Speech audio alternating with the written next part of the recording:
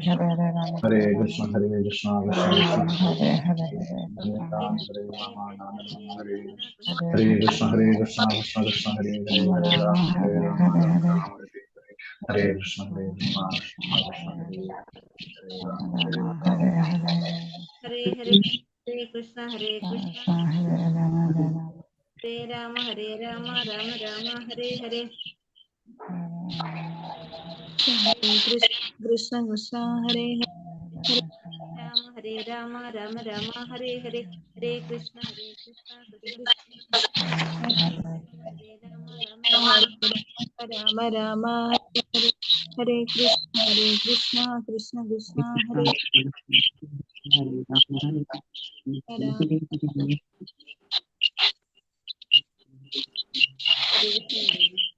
Hare Krishna. Hare Krishna Mataji. Hare Krishna. Hare Krishna Mataji. Hare Krishna Mataji. Hare Krishna. Hare Krishna Mataji. Hare Krishna Mataji. Hare Krishna.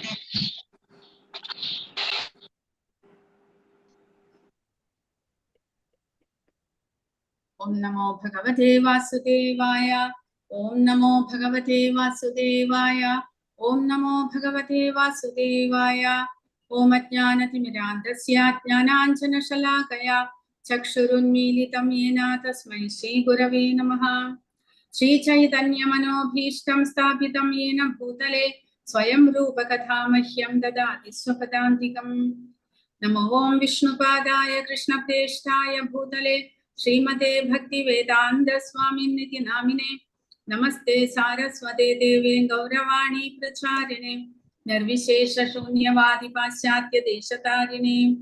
Jaya Shri Krishna Chaitanya Prabhu Nityananda Shri Advaita Gadadhara Shri Vasadi Gaura Bhakta Vrinda. Hare Krishna, Krishna Krishna, Hare Hare. Hare Rama, Rama Rama, Hare Hare. Jai Shri Radha. Hare Krishna. ഇന്ന് അധ്യായം 4 അതീന്ദ്രിയ ജ്ഞാനം ഇതാണ് പഠിക്കുന്നത്. അപ്പോൾ കഴിഞ്ഞ ക്ലാസ്സിൽ 3-ാമത്തെ അധ്യായത്തിൽ നമ്മൾ കർമ്മം ചെയ്ത് എങ്ങനെ പരിശുദ്ധമാകാം എന്നുള്ള കാര്യമാണ് പഠിച്ചത്. നിഷ്കാമമായിട്ട് കർമ്മം ചെയ്ത് നമ്മുടെ പാപകർമ്മങ്ങളെ ഇല്ലാതാക്കുക. പാപകർമ്മങ്ങൾ ഇല്ലാതാകുന്നതോടുകൂടി നമ്മുടെ ഇന്ദ്രിയങ്ങൾ പരിശുദ്ധമാകുന്നു. അങ്ങനെ പരിശുദ്ധമാകുന്ന അവബോധം ജീവാത്മാവിന് തന്റെ ആത്മീയ ജ്ഞാനത്തെ തിരിച്ചു കൊടുക്കുന്നു. ആ അവസ്ഥയാണ് കഴിഞ്ഞ അധ്യായത്തിൽ ഭഗവാൻ പറഞ്ഞു തരുന്നത്. അപ്പോൾ കർമ്മം ചെയ്യേണ്ടത് എങ്ങനെ? കർമ്മത്തിന് ഒരുപാട് വ്യവസ്ഥകളുണ്ട്. ഭഗവാൻ പറയുകയുണ്ടായി, കർമ്മം എങ്ങനെ നമ്മൾ കർമ്മഫലം ബാധിക്കാത്ത വിധത്തിൽ കർമ്മം എങ്ങനെയാണ് ചെയ്യേണ്ടത് എന്നാണ് ഭഗവാൻ പറഞ്ഞു തരുന്നത്. യജ്ഞാർത്ഥാത് കർമ്മണോ അന്യത്ര ലോകോയം കർമ്മബന്ധന. കർമ്മം വിഷ്ണുവിനായുള്ള സമർപ്പണമായിട്ടാണ് നമ്മൾ ചെയ്യേണ്ടത് എന്ന് ഭഗവാൻ പറയുകയുണ്ടായി. കാരണം ഈ ഭൗതിക പ്രപഞ്ചം അത്രയും നിർമ്മിച്ചിരിക്കുന്നത് ഭഗവാനാണ്. ആ ഭഗവാനാൽ നമുക്ക് ഈ ഭൗതിക പ്രപഞ്ചത്തെ ആസ്വദിക്കാനുള്ള ഒരു അവസരം തന്നിരിക്കുകയാണ്.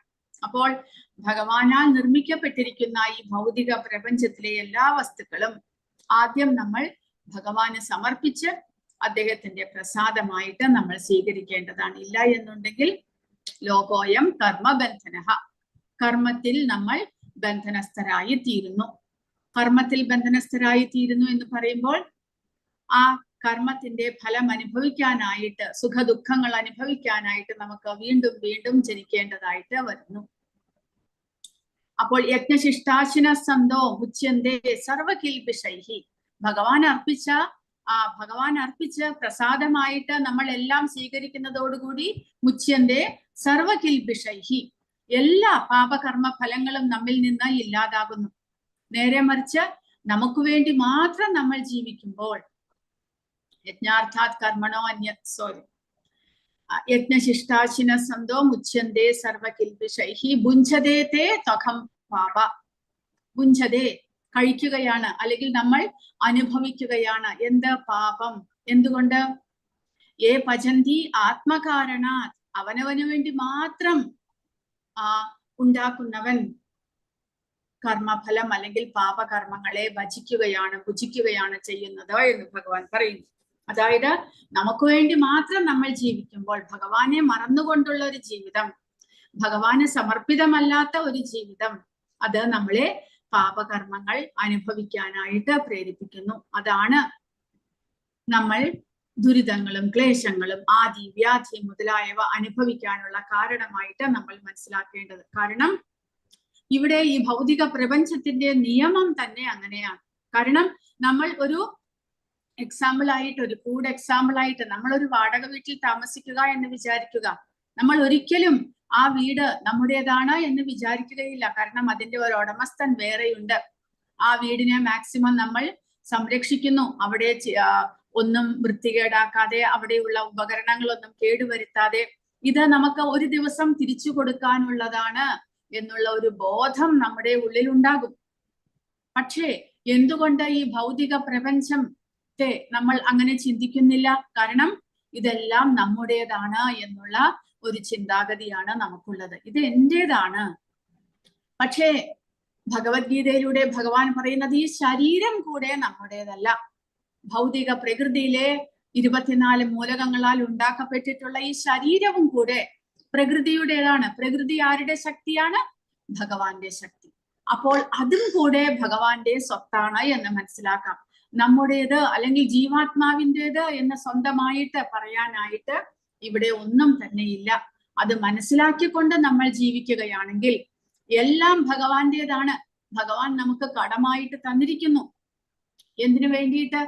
അദ്ദേഹത്തിന്റെ കരുണ മൂലം ജീവാത്മാവിന്റെ ആഗ്രഹങ്ങളെ സാധിപ്പിക്കാനായിട്ട്. ജീവാത്മാവിന് പലതും അനുഭവിക്കണം എന്നുള്ള ആ സ്വാർത്ഥത മൂലമാണ് ജീവാത്മാവ് ഇവിടേക്ക് വന്നിരിക്കുന്നത്. പക്ഷേ എങ്കിലും കരുണാമയനായ ഭഗവാൻ അത് അനുവദിച്ചിരിക്കുന്നു. കാരണം ജയിലിൽ കിടന്ന് കഷ്ടപ്പെടുമ്പോൾ തിരിച്ച് തന്റെ ധാമത്തിലേക്ക് തിരിച്ചു പോകാനുള്ള ഒരവസരത്തെ ജീവാത്മാവ് അന്വേഷിക്കും എന്നുള്ള ആ ഒരു ചിന്താഗതി മൂലം. അപ്പൊ നമ്മളെ ഒരു ജയിലിൽ അടയ്ക്കുകയാണെങ്കിൽ, എന്തെങ്കിലും കുറ്റം ചെയ്തിട്ടോ കുറ്റം ചെയ്തിട്ടോ എന്താണെങ്കിലും ആ ജയിലിലെ കഷ്ടപ്പാടുകൾ, സ്വാതന്ത്ര്യമില്ലാത്ത അവസ്ഥ, ജയിലിൽ ശരിയായിട്ട് നമ്മൾക്ക് ഇഷ്ടമുള്ള ആഹാരം ലഭിക്കുന്നില്ല, ശരിയായിട്ട് ഉറങ്ങാൻ കഴിയുന്നില്ല, എല്ലാം ഉള്ള ഒരവസ്ഥ, സ്വാതന്ത്ര്യമേ ഇല്ല. ഒരു കുടിസുള്ള മുറിയിൽ കഴിയണം, തന്റെ ഇഷ്ടമനുസരിച്ച് പ്രവർത്തിക്കാൻ സാധിക്കുന്നില്ല. ആ അവസ്ഥയിൽ നിന്ന് മോചിതരാകാൻ വേണ്ടിയിട്ട് നമ്മൾ എന്ത് ചെയ്യും? ജയിലിലെ നിയമങ്ങളെല്ലാം അനുസരിക്കും. കുറ്റവാളികൾ മാക്സിമം എല്ലാവരും അങ്ങനെ അനുസരിക്കും. കാരണം എങ്കിൽ മാത്രമേ, നല്ല മനുഷ്യനായിട്ട് ജീവിച്ചാൽ മാത്രമേ ജയിലിൽ നിന്ന് മോചനം ലഭിക്കുകയുള്ളൂ. അതുകൊണ്ട് ജയിലിൽ നിന്ന് രക്ഷപ്പെടാനായിട്ട് എന്ത് ചെയ്യുന്നു? നല്ല പ്രവർത്തികൾ ചെയ്യുന്നതോടുകൂടി ആ ഒരു നല്ല നടത്തിപ്പിന്റെ പേരിൽ അയാളെ ചിലപ്പോൾ സ്വതന്ത്രനാക്കിയേക്കാം. അതുപോലെ നമ്മളും ഈ ജയിലിലേക്ക് ഭഗവാൻ ഇവിടെ പറഞ്ഞു വിട്ടിരിക്കുന്നത് ഇവിടത്തെ കഷ്ടങ്ങളും ദുരിതങ്ങളും എല്ലാം അനുഭവിച്ച് കാരണം ജീവാത്മാവ് സുഖം അന്വേഷിച്ച് വന്നിരിക്കുകയാണ്. പക്ഷെ ഇവിടെ സുഖമില്ല, കഷ്ടങ്ങൾ മാത്രമേ ഉള്ളൂ എന്ന് മനസ്സിലാക്കുമ്പോൾ ഒരു ദിവസം ജീവാത്മാവ് സത്യത്തെ അന്വേഷിക്കും. എങ്ങനെയാണ് ഞാൻ ഇവിടെ വന്ന് പെട്ടത്? ഇവിടെ നിന്ന് രക്ഷപ്പെടാനുള്ള മാർഗം എന്താണ്? എന്തുകൊണ്ട് ഞാൻ ഇത്രമാത്രം കഷ്ടങ്ങൾ അനുഭവിക്കുന്നു? ഇവിടെ സുഖമെന്നൊന്നില്ലേ എന്ന് അന്വേഷിച്ച് എന്റെ നിലനിൽപ്പിനെ കുറിച്ച് ഞാൻ അന്വേഷിക്കുന്നു. എന്തുകൊണ്ട് ഞാൻ ഇവിടെ അകപ്പെട്ടിരിക്കുന്നു എന്ന് അന്വേഷിക്കുന്നു. ഇവിടെ നിന്നുള്ള മോചനത്തിനുള്ള വഴിയും അന്വേഷിക്കുന്നു. അപ്പോൾ ആ ഒരു അവസരത്തിന് വേണ്ടിയിട്ട് ഭഗവാൻ എന്ത് ചെയ്യുന്നു? ഭഗവാനോടൊപ്പം മാത്രമേ ജീവാത്മാവിന് സന്തോഷം അല്ലെങ്കിൽ ആനന്ദം അനുഭവിക്കാൻ സാധിക്കുകയുള്ളൂ എന്ന് ഭഗവാൻ അറിയാം. പക്ഷെ ജീവാത്മാവിന് അറിഞ്ഞുകൂടാ. കാരണം ജീവാത്മാവ് ഒരു അണുമാത്രനാണ്. ആ ജീവാത്മാവ് പതനം ചെയ്യാനുള്ള സാധ്യതയുണ്ട്. അതുകൊണ്ടാണ് ജീവാത്മാവ് ആധ്യാത്മികതയ്ക്കും ഭൗതികതയ്ക്കും ഇടയിലുള്ള തടസ്ഥ ശക്തി എന്ന് ജീവാത്മാവിനെ പറയുന്നത്. കാരണം ജീവാത്മാവിന് ചിലപ്പോൾ അധപതനം സംഭവിക്കാനുള്ള സാധ്യതയുണ്ട്. അങ്ങനെ ഭൗതികതയിലേക്ക് ജീവാത്മാവ് വീണു പോകുന്നു. കാരണം ആ ഇന്ദ്രിയ സുഖഭോഗം അനുഭവിക്കാനുള്ള ആഗ്രഹം. പക്ഷേ ഇവിടെ സുഖങ്ങളൊന്നും തന്നെയില്ല എന്ന് മനസ്സിലാക്കി തിരിച്ചു വരണം ജീവാത്മാവ്. അതാണ് ഭഗവാന്റെ ആഗ്രഹം. അതുകൊണ്ട് ഒരു ജയില് പോലെ ഈ ഭൗതിക പ്രപഞ്ചത്തിൽ ഒരുപാട് റൂൾസ് റെഗുലേഷൻസ് ഭഗവാൻ വെച്ചിരിക്കുന്നു. അതനുസരിച്ച് ഭഗവാന്റെ ഇച്ഛയ്ക്കനുസരിച്ച് ജീവിക്കുന്നവന് തീർച്ചയായിട്ടും തിരിച്ച് ഭഗവാന്റെ ധാമത്തിലേക്ക് പോകാൻ സാധിക്കും. അങ്ങനെ എങ്ങനെ കർമ്മം ചെയ്യണം, എങ്ങനെ കർമ്മം ചെയ്ത് പരിശുദ്ധനാകാം, ആ പരിശുദ്ധതയോടുകൂടി എങ്ങനെ ആത്മജ്ഞാനത്തെ വീണ്ടെടുക്കാം എന്നാണ് കഴിഞ്ഞ അധ്യായത്തിൽ ഭഗവാൻ പറഞ്ഞു തന്നത്. അപ്പോൾ ഈ ആത്മജ്ഞാനം നേടുന്നതിനും ഉള്ള തടസ്സമായിട്ട് ഭഗവാൻ പറയുന്നത് ഇന്ദ്രിയങ്ങളാണ്. ഇന്ദ്രിയങ്ങൾക്ക് ഭൗതിക വസ്തുക്കളിൽ ഉണ്ടാകുന്ന ആകർഷണം നമ്മളെ ജീവാത്മാക്കളെ ഭൗതികതയിൽ നിന്ന് ആത്മീയതയിലേക്ക് ഉയരുന്നതിന് തടസ്സമായിട്ട് നിൽക്കുന്നു. അതുകൊണ്ട് ജീവാത്മാവ് എന്ത് ചെയ്യണം? താൻ ഇന്ദ്രിയങ്ങൾക്കും മനസ്സിനും ബുദ്ധിക്കും എല്ലാം തന്നെ ഉപരിയാണ് എന്ന് മനസ്സിലാക്കിക്കൊണ്ട് കൃഷ്ണാവബോധത്തിലൂടെ ഇന്ദ്രിയങ്ങളെയും മനസ്സിനെയും ബുദ്ധിയെയും നിയന്ത്രിച്ച് കാമത്തെ ഇല്ലാതാക്കി ഭഗവാന് ശരണാഗതനാകണം എന്നാണ് ഭഗവാൻ പറയുന്നത്. അത്രമാത്രം പ്രാധാന്യമുള്ളതാണ് ആത്മജ്ഞാനം. അതായത് നമ്മളെ കുറിച്ചുള്ള അറിവ്, ഭഗവാനെ കുറിച്ചുള്ള അറിവ് അതീന്ദ്രിയമായിട്ടുള്ള അറിവാണ്, ഭൗതികമായ അറിവല്ല അത്. അത് സാധാരണ നമുക്ക് പുസ്തകങ്ങളിൽ നിന്നും ലഭിക്കുന്നതല്ല. കൂടാതെ നമുക്ക് സ്വയം അത് കരസ്ഥമാക്കാനുള്ള കഴിവുമില്ല.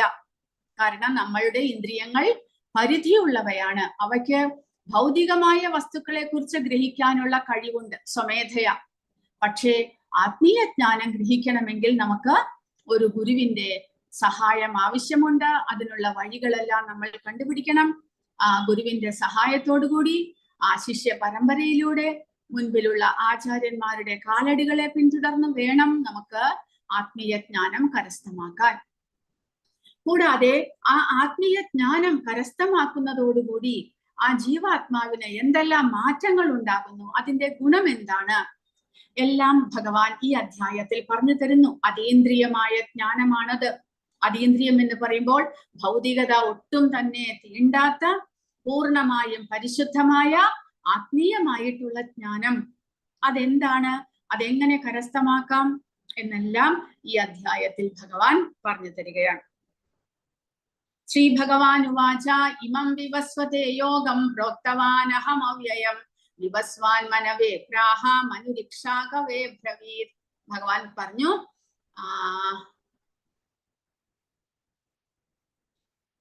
സനാതനമായ ഈ യോഗത്തെ പണ്ട് ഞാൻ സൂര്യദേവനായ വിവസ്വാന് ഉപദേശിച്ചു. വിവസ്വാൻ മനുഷ്യവംശ പിതാവായ മനുവിനും മനു ഇക്ഷ്വാകുവിനും ഉപദേശിച്ചു എന്ന് പറയുന്നു.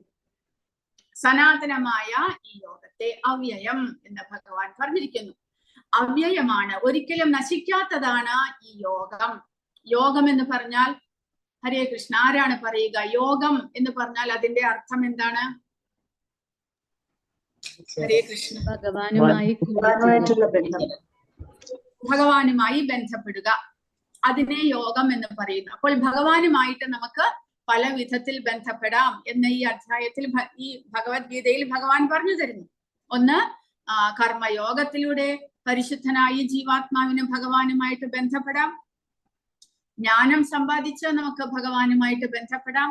ഭക്തിയോഗത്തിലൂടെ, അഷ്ടാംഗ യോഗത്തിലൂടെ, അങ്ങനെ ഷഡ്ചക്ര യോഗം, പല വിധത്തിലുള്ള യോഗങ്ങളുണ്ട്, പല തരത്തിലുള്ള യോഗങ്ങളുണ്ട്. അതെല്ലാം തന്നെ ഭഗവാൻ തന്നെ ഇൻട്രൊഡ്യൂസ് ചെയ്തിരിക്കുന്നതാണ്. കാരണം പല വിധത്തിലുള്ള മനുഷ്യരാണുള്ളത്, പല വിധത്തിൽ ചിന്തിക്കുന്ന, പല പല ആഗ്രഹങ്ങളുള്ള മനുഷ്യർ. എല്ലാവരും ഭക്തിയോഗം തന്നെ ഫോളോ ചെയ്യണമെന്നില്ല. ചിലർക്ക് യോഗം പരിശീലിച്ച് സമാധിയിലൂടെ ഹൃദയത്തിൽ വസിക്കുന്ന പരമാത്മാവിനെ ധ്യാനിക്കാനാണ് ഇഷ്ടം. ചിലർക്ക് അമാനുഷികമായിട്ടുള്ള ശക്തികൾ കൈവരിക്കാനാണ് ഇഷ്ടം, അതിനുവേണ്ടി യോഗം പരിശീലിക്കുന്നു. ചിലർക്ക് നിഷ്കാമമായി കർമ്മം ചെയ്യുന്നതാണ് എളുപ്പമായിട്ട് തോന്നുക. അങ്ങനെ പല വിധത്തിൽ ചിന്തിക്കുന്ന മനുഷ്യരുള്ളത് കൊണ്ട് എല്ലാവർക്കും കൂടി പല വിധത്തിലുള്ള യോഗ സമ്പ്രദായങ്ങളെ ഭഗവാൻ തന്നിരിക്കുന്നു. പക്ഷെ എല്ലാം തന്നെ അവ്യയമാണ് എന്നാണ് ഭഗവാൻ പറയുന്നത്. സനാതനമായ ഈ യോഗത്തെ പണ്ട് ഞാൻ സൂര്യദേവനായ വിവസ്വാന് ഉപദേശിച്ചു എന്നാണ് ഭഗവാൻ പറയുന്നത്. ഇപ്പോൾ കഴിഞ്ഞത് കർമ്മയോഗം. അപ്പോൾ ഭഗവാൻ പറയുന്നത് ഈ ഭഗവത്ഗീതയിലൂടെ ഭഗവാൻ ഉപദേശിക്കുന്ന ഈ യോഗത്തെ ഭഗവാൻ കർമ്മയോഗത്തെ എങ്ങനെ കർമ്മം ചെയ്ത് പരിശുദ്ധമാകാം എന്നുള്ള ആ ഒരു അറിവ് ഭഗവാൻ ഇതിനു മുന്നേ വിവസ്വാന്, അതായത് ഇപ്പോഴത്തെ സൂര്യദേവനാണ് വിവസ്വാൻ, ആ വിവസ്വാന് ഉപദേശിച്ചിട്ടുണ്ട് എന്ന് ഭഗവാൻ പറയുന്നു. എന്തിനു വേണ്ടിയിട്ട്? കാരണം ആ സമയത്ത് സൂര്യവംശജരാണ് ഈ ഭൂമിയിൽ രാജ്യം ഭരിച്ചുകൊണ്ടിരുന്നത്. അങ്ങനെ സൂര്യവംശത്തിന്റെ രാജ്യഭരണം ആകുന്ന സമയത്ത് ഭഗവാൻ വിവസ്വാന് ഈ ഉപദേശങ്ങൾ ഉപദേശിച്ചു. വിവസ്വാൻ എന്ത് ചെയ്തു? അത് തന്റെ മകനായിട്ടുള്ള മനുവിന് ഉപദേശിച്ചു. മനു, ആ സമയത്തെ മനുഷ്യവംശത്തിന്റെ പിതാവായിരുന്നു മനു, വൈവസ്വത മനു. ആ വൈവസ്വത മനുവിന് അദ്ദേഹം ഉപദേശിക്കുന്നു. വൈവസ്വത മനു അദ്ദേഹത്തിന്റെ പുത്രനായ ഇക്ഷ്വാകു ത്രേതായുഗത്തിലെ ശ്രീരാമചന്ദ്രന്റെ വംശത്തിലെ രാജാവാണ്. അപ്പോൾ ഇക്ഷ്വാകുവിന് ആ ഉപദേശം ലഭിക്കുന്നതോടുകൂടി എന്ത് സംഭവിക്കുന്നു? അദ്ദേഹം തന്റെ രാജ്യത്തിൽ ആ ഭഗവാന്റെ ധർമ്മത്തിന് അധിഷ്ഠിതമായ ഭഗവാന്റെ ഉപദേശങ്ങൾക്കനുസൃതമായിട്ടുള്ള രാജ്യഭരണം കാഴ്ചവെക്കുന്നു. എന്തുകൊണ്ട് രാജാക്കന്മാർക്ക് ഇത് ഉപദേശിക്കുന്നു എന്ന് പറഞ്ഞാൽ, രാജാവ് ഭഗവാന്റെ പ്രതിനിധിയാകുമ്പോൾ അദ്ദേഹം ഭഗവാന്റെ ഇഷ്ടത്തിനനുസരിച്ച് രാജ്യം ഭരിക്കണം. പ്രജകൾ എല്ലാവരും തന്നെ, മനുഷ്യർ മാത്രമല്ല മറ്റെല്ലാ ജീവജാലങ്ങളും ഭഗവാന്റെ അംശമാണ് എന്ന് മനസ്സിലാക്കി അവർക്കുള്ള സംരക്ഷണം കൊടുക്കേണ്ടത് രാജാവിന്റെ കർത്തവ്യമാണ്. ഇതെല്ലാം ആത്മീയമായിട്ടുള്ള അറിവായിട്ട് നമ്മൾ മനസ്സിലാക്കണം. നമ്മുടെ ബയോളജി കെമിസ്ട്രിയിലൊന്നും ഇത് പഠിപ്പിക്കുന്നില്ല. എല്ലാവരും ജീവാത്മാക്കളാണ്, ഭഗവത് അംശമാണ്, രാജാവ് ഭഗവാന്റെ പ്രതിനിധിയാണ്. ഇതൊന്നും നമ്മൾ മനസ്സിലാക്കുന്നില്ല. നമ്മൾ മനസ്സിലാക്കുന്നത് ആത്മീയമായിട്ടുള്ള അറിവിലൂടെയാണ്. അപ്പോൾ ആ ആത്മീയമായിട്ടുള്ള അറിവ്, ഭഗവാനാൽ ഉപദേശിക്കപ്പെട്ടിരിക്കുന്ന ആ അറിവ് രാജാക്കന്മാർക്ക് പകർന്നു കൊടുത്തിരുന്നു.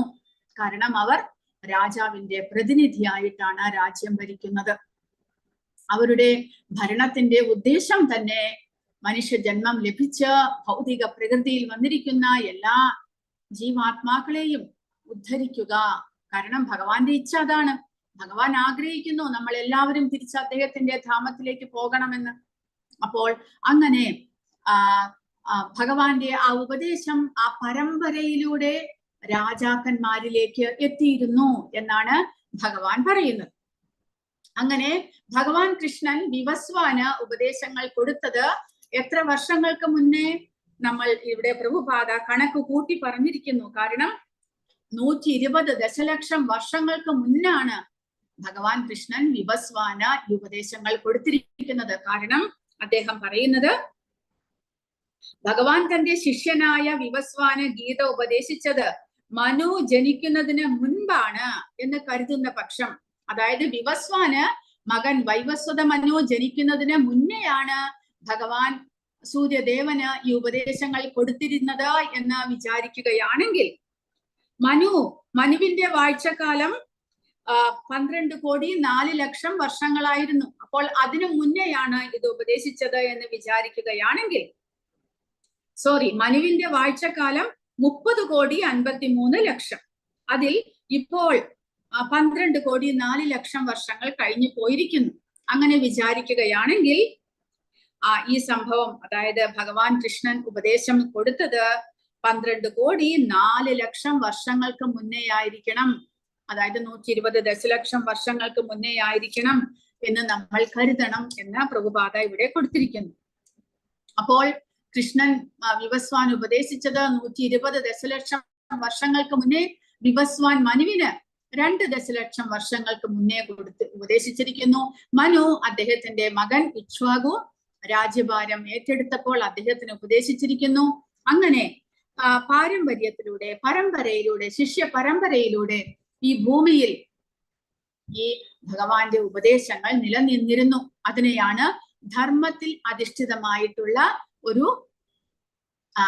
ജനത എന്ന് പറയുന്നത്. കാരണം ധർമ്മം തു സാക്ഷാത് ഭഗവത് പ്രണീതം, ഭഗവാൻ എന്തു പറഞ്ഞിരിക്കുന്നോ അത് ആണ് ധർമ്മമായിട്ടുള്ളത്. ധർമ്മത്തിന്റെ മൂർത്തിമത് ഭാവമാണ് ഭഗവാൻ. അദ്ദേഹം എന്ത് ഉപദേശിച്ചോ അതാണ് ധർമ്മമായിരിക്കുന്നത്. ആ ഭഗവാന്റെ ഉപദേശങ്ങൾക്കനുസരിച്ച് നമ്മൾ ജീവിക്കുമ്പോൾ അത് ധാർമ്മികമായിട്ടുള്ള ജീവിതമാകുന്നു. അധർമ്മം എന്ന് പറയുമ്പോൾ എന്താകുന്നു? ഭഗവാന്റെ ഉപദേശങ്ങളെ അനുസരിക്കാതെ ജീവിക്കുന്ന ഒരു സമൂഹം ഉടലെടുക്കുകയാണെങ്കിൽ അത് അധർമ്മികളായിട്ട് മാറുന്നു. അപ്പോൾ രാജാക്കന്മാർ, മുന്നിലുള്ള രാജാക്കന്മാർ ഭഗവാന്റെ ഉപദേശങ്ങൾക്കനുസരിച്ച് ജീവിച്ചിരുന്നത് കൊണ്ട് അത് ധാർമ്മികമായിട്ടുള്ള ഭരണമായിട്ട് നമ്മൾ കണക്കാക്കണം. പിന്നീട് ഭഗവാൻ പറയുന്നത് അങ്ങനെ ഇതിന് പ്രഭുപാദരുടെ വ്യാഖ്യാനം നമ്മൾ വായിച്ചു കഴിഞ്ഞാൽ, വിവസ്വാൻ എന്ന സൂര്യദേവൻ സ്വയം ക്ഷത്രിയനായതുകൊണ്ടും സൂര്യകുലജാതരായ ക്ഷത്രിയരുടെ ആദി പിതാവായതുകൊണ്ടുമാണ് ഭഗവത്ഗീത വിവസ്വാന് ഉപദേശിക്കപ്പെട്ടത്.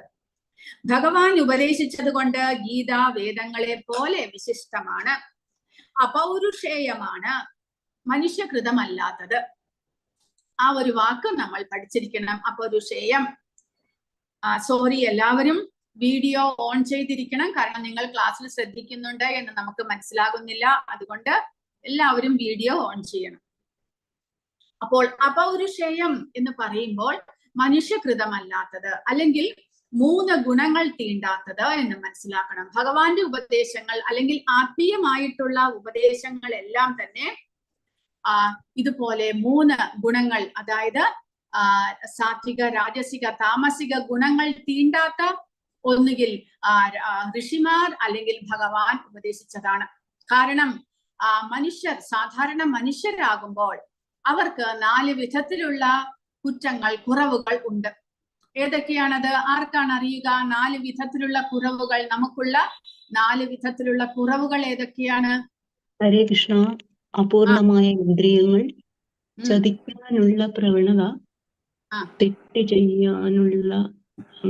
ചെയ്യുന്നത്, പിന്നെ മായയിൽപ്പെടുക.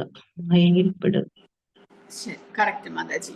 അപ്പോൾ മനുഷ്യനായിട്ട് നമ്മൾ ജനിക്കുന്നതോടുകൂടി, അല്ലെങ്കിൽ ഈ ഭൗതിക പ്രപഞ്ചത്തിലേക്ക് വരുന്നതോടുകൂടി പരിശുദ്ധനായ ആത്മാവിന് അല്ലെങ്കിൽ ആ ശരീരത്തിന് 4 വിധത്തിലുള്ള കുറവുകൾ ഉണ്ടാകുന്നു. അതായത് തെറ്റ് ചെയ്യും, നമ്മൾ തെറ്റ് ചെയ്യാനുള്ള പ്രവണതയല്ല, തെറ്റ് പറ്റിപ്പോകും. നമുക്ക് മനുഷ്യനായാൽ തെറ്റ് പറ്റുന്നു. രണ്ടാമത്, മറ്റുള്ളവരെ വഞ്ചിക്കാനുള്ള പ്രവണത നമുക്ക് എപ്പോഴും ഉണ്ടായിരിക്കും. മൂന്നാമത്, ഈ ഭൗതിക പ്രകൃതിയുടെ വ്യാമോഹത്തിൽ പെടുന്നു നമ്മൾ. വ്യാമോഹത്തിൽപ്പെട്ട് ഈ ശരീരത്തെ നമ്മളാണ് എന്ന് നമ്മൾ തെറ്റിദ്ധരിക്കുന്നു. എന്നിട്ട് ശരീരബോധത്തിലാണ് നമ്മൾ പ്രവർത്തിക്കുന്നത്. നാലാമതായിട്ട്, അപൂർണമായ ഇന്ദ്രിയങ്ങൾ. ഇന്ദ്രിയങ്ങൾക്ക് പരിമിതിയുണ്ട്, അവയ്ക്ക് പരിധിയുണ്ട്. എന്ത് അറിവ് ഗ്രഹിക്കാനുമുള്ള പരിധി ഉണ്ട് അവയ്ക്ക്, ഭൗതികമായ ഇന്ദ്രിയങ്ങളായതുകൊണ്ട്. എന്നാൽ ഈ 4 കുറവുകളും ഇല്ലാത്തവരാണ് ഭഗവാനും മറ്റ് ഋഷിമാരും എല്ലാവരും. കാരണം ഋഷിമാരെല്ലാവരും ആത്മജ്ഞാനത്തിലേക്ക്, ഞാൻ ആത്മാവാണ് എന്നുള്ള അറിവിലേക്ക് ഉയർന്നവരാണ്. 3 ഗുണങ്ങളെ മറികടന്നവരാണ്. അതുകൊണ്ടാണ് വ്യാസദേവനെല്ലാം തന്നെ ഭൂതം, ഭാവി, വർത്തമാനം ഇതെല്ലാം അവർക്ക് കാണാനും അറിയാനും സാധിക്കുന്നത്. അങ്ങനെ അറിഞ്ഞുകൊണ്ടാണ് വ്യാസദേവൻ കലികാലത്ത് നമ്മുടെ ബുദ്ധിശക്തി എത്രമാത്രം കുറവായിരിക്കും, ഓർമ്മശക്തി എത്രമാത്രം കുറവായിരിക്കും എന്ന് മനസ്സിലാക്കി അദ്ദേഹം എല്ലാ ആത്മീയ ഗ്രന്ഥങ്ങളും എഴുതി വെച്ചത്. അതുവരെ ശ്രവണം, ശ്രുതി മാത്രമായിരുന്നു, കേട്ട് പഠിക്കുക മാത്രമായിരുന്നു ഉണ്ടായിരുന്നത്. അതെപ്പോഴും അവരുടെ മെമ്മറിയിൽ ഉണ്ടായിരിക്കും. പക്ഷെ നമുക്ക് അങ്ങനെ സാധിക്കുന്നില്ല ഇപ്പോൾ. എത്രമാത്രം ബൈഹാർട്ട് ചെയ്യാൻ സാധിക്കും? പണ്ട് കാലത്തെല്ലാം വേദങ്ങളും ഉപനിഷത്തുകളും ഇതെല്ലാം ഫുള്ള് ബൈഹാർട്ടാക്കി വെക്കാൻ സാധിക്കുന്ന കഴിവുള്ളവരായിരുന്നു. അതുപോലെ ഭഗവാനും, അദ്ദേഹത്തിൻ്റെതും ആത്മീയ ശരീരമാണ്. അദ്ദേഹം ഒരിക്കലും ഭൗതികമായ ഒന്നിനെയും അദ്ദേഹം ഉൾക്കൊള്ളാത്തത് കൊണ്ട് അദ്ദേഹം അപരുഷേയനാണ് എന്ന് പറയും. അതുകൊണ്ട് അദ്ദേഹത്താൽ ഉപദേശിക്കപ്പെട്ടിരിക്കുന്ന ഈ ഭഗവത്ഗീത അപൗരുഷേയമാണ്. കാരണം ഒരിക്കലും മൂല്യച്യുതി വരാത്തതും, കൂടാതെ ഗുണങ്ങളാൽ തീണ്ടപ്പെടാത്തതും, കുറവുകളൊന്നുമില്ലാത്തതും, അതീന്ദ്രിയമായതും. അതുകൊണ്ട് ഈ അപൗരുഷേയമായിട്ടുള്ള ഈ ഉപദേശങ്ങൾ, ഗീതയും ഭൗതിക വ്യാഖ്യാനം ഒന്നും കൂടാതെ ഭഗവാന്റെ ഉപദേശങ്ങളെ അതേപോലെ നമ്മൾ സ്വീകരിക്കേണ്ടിയിരിക്കുന്നു എന്ന് ഇവിടെ പ്രഭുപാദ പറഞ്ഞിരിക്കുന്നു. ഏവം പരമ്പരാ പ്രാപ്തം ഇമം രാജർഷയോ വിദുഃ സകാലേ നേഹ മഹത യോഗോ നഷ്ടഃ പരന്തപ. അങ്ങനെ പരമ്പരയിലൂടെ, ഇവിടെ ഭഗവാൻ തന്നെ സ്വയം പറഞ്ഞിരിക്കുന്നു, ഏവം പരമ്പരാ പ്രാപ്തം. അപ്പോൾ ആത്മീയ ഉപദേശങ്ങളെല്ലാം തന്നെ നമ്മൾ ഇങ്ങനെ പരമ്പരയിലൂടെ സ്വീകരിക്കണം, ശിഷ്യ പരമ്പരയിലൂടെ. ഭഗവാൻ കൃഷ്ണന്റെ ശിഷ്യ പരമ്പരയിലൂടെ വന്ന ഗുരുക്കന്മാരിൽ നിന്ന് തന്നെ നമ്മൾ ആത്മീയ ഉപദേശങ്ങൾ സ്വീകരിക്കണം. കാരണം അത് മാത്രമാണ് ഒറിജിനൽ ആയിട്ടുള്ളത്, ഓതന്റിക് ആയിട്ടുള്ളത് എന്ന് മനസ്സിലാക്കണം. അങ്ങനെ ശിഷ്യ പരമ്പരയിലൂടെ പകർന്നു കിട്ടിയ ഈ സർവോത്കൃഷ്ടമായ ശാസ്ത്രം രാജർഷികൾ ശരിയായി മനസ്സിലാക്കിയിരുന്നു. കാലക്രമേണ ആ പാരമ്പര്യ ശൃംഖല മുറിഞ്ഞു പോവുകയും ശാസ്ത്രം നഷ്ടപ്രായമാവുകയും ചെയ്തു. സകാലേ നേഹ മഹത, മഹത്തായ ഈ കാലത്തിന്റെ പ്രഭാവത്താൽ യോഗോ നഷ്ടഃ പരന്തപ, ഭഗവാനുമായിട്ടുള്ള കണക്ഷൻ മുറിഞ്ഞു പോയി. പണ്ട് രാജർഷിമാരുണ്ടായിരുന്ന സമയത്ത് ഭഗവാൻ പറയുന്നത്, ആ സമയത്ത് രാജർഷിമാർ ഈ ശിഷ്യ പരമ്പരയിലൂടെ വന്ന ഉപദേശങ്ങളെ സ്വീകരിച്ച് അടുത്ത തലമുറയ്ക്ക് കൈമാറുന്നു. അങ്ങനെ ജനങ്ങളിലേക്ക് ഈ ഉപദേശങ്ങൾ പടർന്നു കിട്ടിയിരുന്നു. അങ്ങനെ എല്ലാവരും ഭഗവാനുമായിട്ടുള്ള ഒരു കണക്ഷൻ നിലനിർത്തിയിരുന്നു. നേരെ മറിച്ച് ക്രമേണ കാലത്തിന്റെ പ്രഭാവത്താൽ അത് ക്രമേണ നഷ്ടമാകുന്നു. ഭഗവാനുമായിട്ടുള്ള കണക്ഷൻ നഷ്ടമാകുന്നു. ഭഗവാന്റെ ഉപദേശങ്ങളെ ആരും അനുസരിക്കാതെയാകുന്നു. അങ്ങനെ ധർമ്മത്തിന് ച്യുതി സംഭവിക്കുകയാണ് ചെയ്യുന്നത്. സമയം, കാലം വളരെ ശക്തമാണ്. അത് മാറുന്നു. യഥാർത്ഥ സ്ഥാനത്തെ, പദവിയെ അല്ലെങ്കിൽ അധികാരത്തെ നശിപ്പിക്കുന്നു. നിങ്ങൾക്ക് അനുഭവം ഉണ്ടാകും. നിങ്ങൾ എന്തെങ്കിലും വാങ്ങുക, അത് വളരെ പുതുമയുള്ളതും പുതിയതുമായിരിക്കും. പക്ഷെ കാലം അതിനെ നശിപ്പിക്കുന്നു. അത് പഴയതായി മാറും. യഥാസമയം ഒരു സമയത്ത് അത് ഉപയോഗശൂന്യമാകും. നമ്മുടെ ശരീരത്തെ പോലെ. ശരീരം നമ്മൾ കുട്ടിക്കാലത്ത് എന്തുമാത്രം ശക്തിയും ഓജസ്സും തേജസ്സും എല്ലാം നമുക്കുണ്ടായിരുന്നു. ക്രമേണ പ്രായം മാറുന്തോറും അതെല്ലാം നഷ്ടപ്പെട്ട് വരുന്നു. പിന്നീട് ക്രമേണ ഈ ശരീരം നശിച്ചു പോകുന്നു. എല്ലാം കാലത്തിന്റെ സ്വാധീനത്തിൽ. കാലോസ്മി ലോകക്ഷയകൃത് പ്രവൃദ്ധോ എന്ന 11-ാമത്തെ അധ്യായത്തിൽ ഭഗവാൻ പറയുന്നു, ഞാൻ കാലമാണ്, എല്ലാം നശിപ്പിക്കുന്ന കാലം. അതും ഭഗവാന്റെ തന്നെ ശക്തിയായിട്ട് നമ്മൾ മനസ്സിലാക്കണം. അങ്ങനെ പക്ഷേ ആ കാലം, ഭഗവാൻ ഇവിടെ പറയുന്നത് ആ കാലത്തെ മഹത്തായ എന്ന് പറയുന്നു. ഈ ഭൗതിക കാലത്തെ, ഈ ഭൗതിക സമയത്തെ, ഭൗതികമായിട്ടുള്ള സമയം, അതിനെയാണ് കാലം എന്ന് വിളിക്കുന്നത്. ഈ കാലവും കൃഷ്ണന്റെ മറ്റൊരു രൂപമാണ്.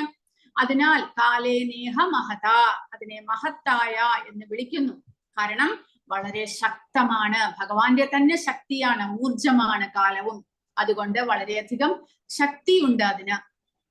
നമുക്ക് ആ കാലത്തെ മാറ്റുവാൻ സാധ്യമല്ല. ഒരു സാധാരണ കാര്യമല്ല അത് എന്ന് പറയുന്നു. നശിപ്പിക്കലാണ് അതിന്റെ തൊഴിൽ.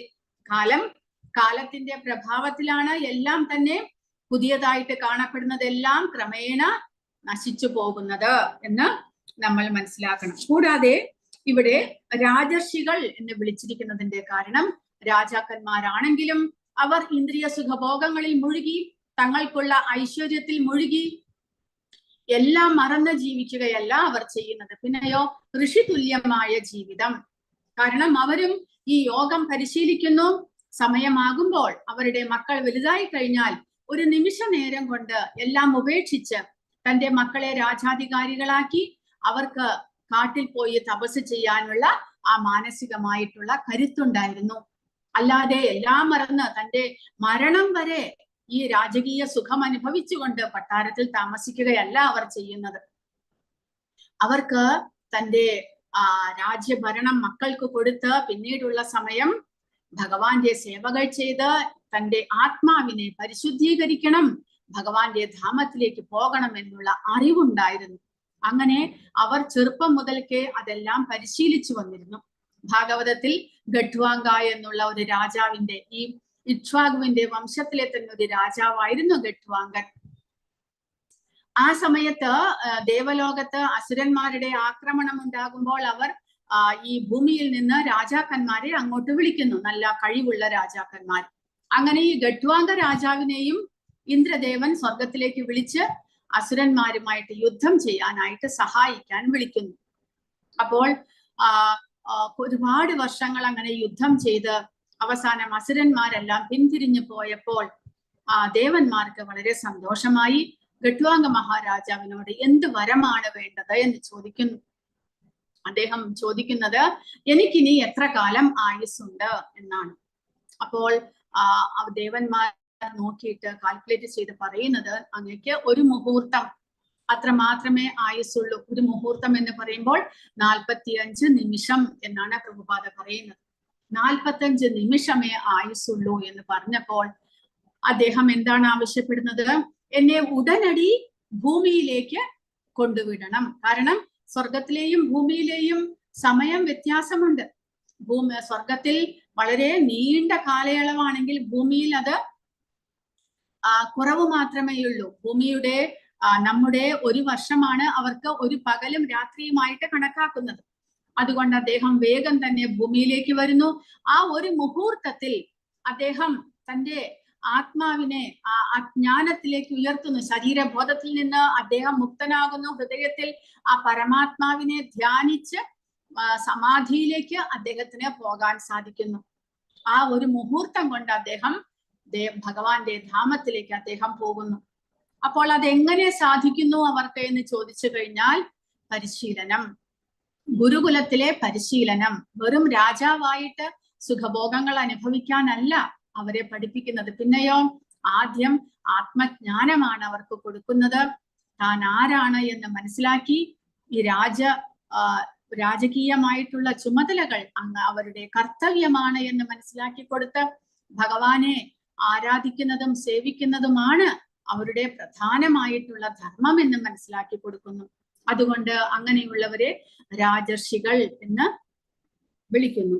അപ്പോൾ ഭഗവാൻ ഇവിടെ പ്രഭുപാദ പറയുന്നത് ആ സമയത്ത് തന്നെ ഭഗവാന്റെ അവതാരം ഉണ്ടാകുന്നത് തന്നെ ഇങ്ങനെ ഭഗവാനാൽ ഉപദേശിക്കപ്പെട്ടിട്ടുള്ള ഭഗവത്ഗീതയുടെ നാശം വന്നിരിക്കുന്നു, അധർമ്മം തഴച്ചു വളരുന്നു എന്ന് മനസ്സിലാക്കിക്കൊണ്ടാണ് എന്ന് പ്രഭുപാദ പറയുന്നു. 5000 വർഷങ്ങൾക്ക് മുൻപ് ശിഷ്യ പരമ്പര തകർന്നതായി ഭഗവാൻ തന്നെ കണ്ടെത്തി. അതിനാൽ ഗീതയുടെ ഉദ്ദേശം നഷ്ടപ്പെട്ടതായി അദ്ദേഹം പറയുകയും ചെയ്തിരിക്കുന്നു. അതുപോലെ ഇക്കാലത്തും ഭഗവത്ഗീതയുടെ നിരവധി പകർപ്പുകളുണ്ട്. എന്നാൽ അവയെല്ലാം ആധികാരികമായ ശിഷ്യ പാരമ്പര്യം അനുസരിച്ചുള്ളതല്ല.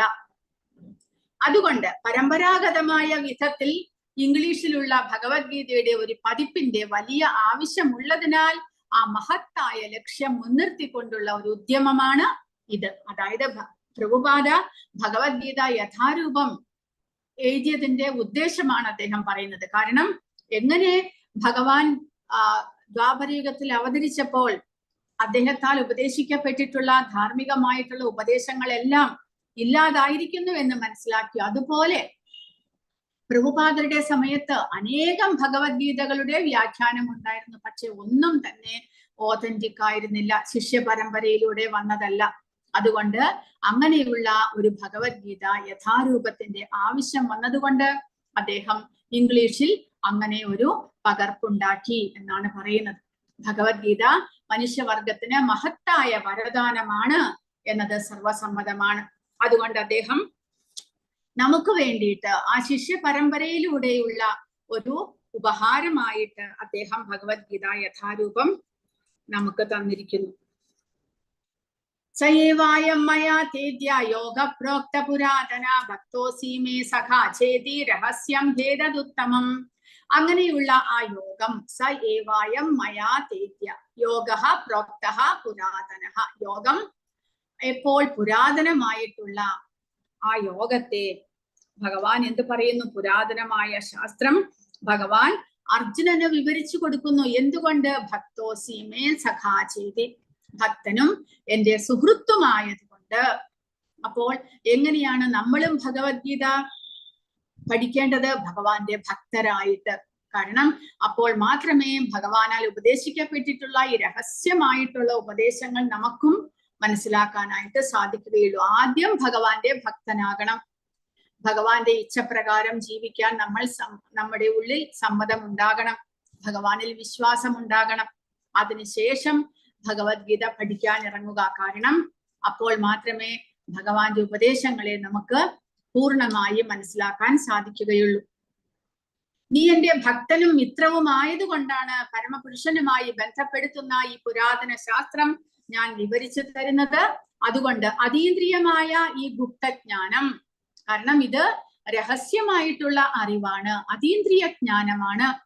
രഹസ്യമായിട്ടുള്ളതും അത് ഗ്രഹിക്കണമെങ്കിൽ നമ്മുടെ ഇന്ദ്രിയങ്ങൾ പരിശുദ്ധമാകണം. അതുകൊണ്ടാണ് ഭഗവാൻ പറയുന്നത് ആദ്യം ഭക്തനാകണം. ഭക്തനായാൽ ഭഗവാന്റെ സേവനങ്ങൾ ചെയ്ത് നമ്മുടെ ഇന്ദ്രിയങ്ങളെ പരിശുദ്ധമാക്കാൻ സാധിക്കും. അതുവഴിയാണ് നമുക്ക് ഈ അറിവ് കരസ്ഥമാക്കാൻ സാധിക്കുക. അതുകൊണ്ടാണ് നമ്മൾ 16 മാല ജപിക്കണം, ഭഗവാന്റെ പ്രസാദം സേവിക്കണം എന്നെല്ലാം പറയുന്നതിന്റെ കാരണം അപ്പോൾ മാത്രമേ നമ്മുടെ ഇന്ദ്രിയങ്ങൾ പരിശുദ്ധമായി നമുക്ക് ഈ അതീന്ദ്രിയ ജ്ഞാനത്തെ ഗ്രഹിക്കാൻ സാധിക്കുകയുള്ളൂ. അപ്പോൾ പ്രഭുപാദ പറയുന്നത് മനുഷ്യർ 2 തരത്തിലാണ്, ഭക്തരും അസുരരും.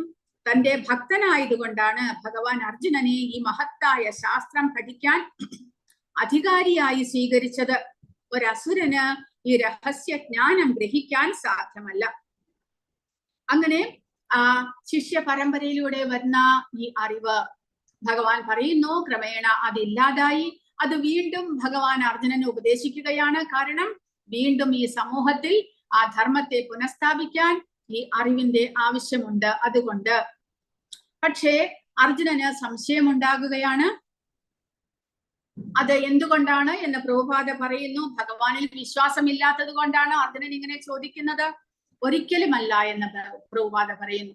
അർജുന ഉവാച അപരം ഭവതോ ജന്മ പരം ജന്മ വിവസ്വതഃ കഥമേതദ് വിജാനീയാം ത്വമാദൗ പ്രോക്തവാനിതി. അർജുനൻ പറഞ്ഞു, വിവസ്വാൻ എന്ന സൂര്യദേവൻ അങ്ങയേക്കാൾ വളരെ മുൻപ് ജനിച്ചെന്നിരിക്കെ അങ്ങ് അദ്ദേഹത്തിന് ഉപദേശം നൽകി എന്ന് പറയുന്നത് ഞാൻ എങ്ങനെ മനസ്സിലാക്കും?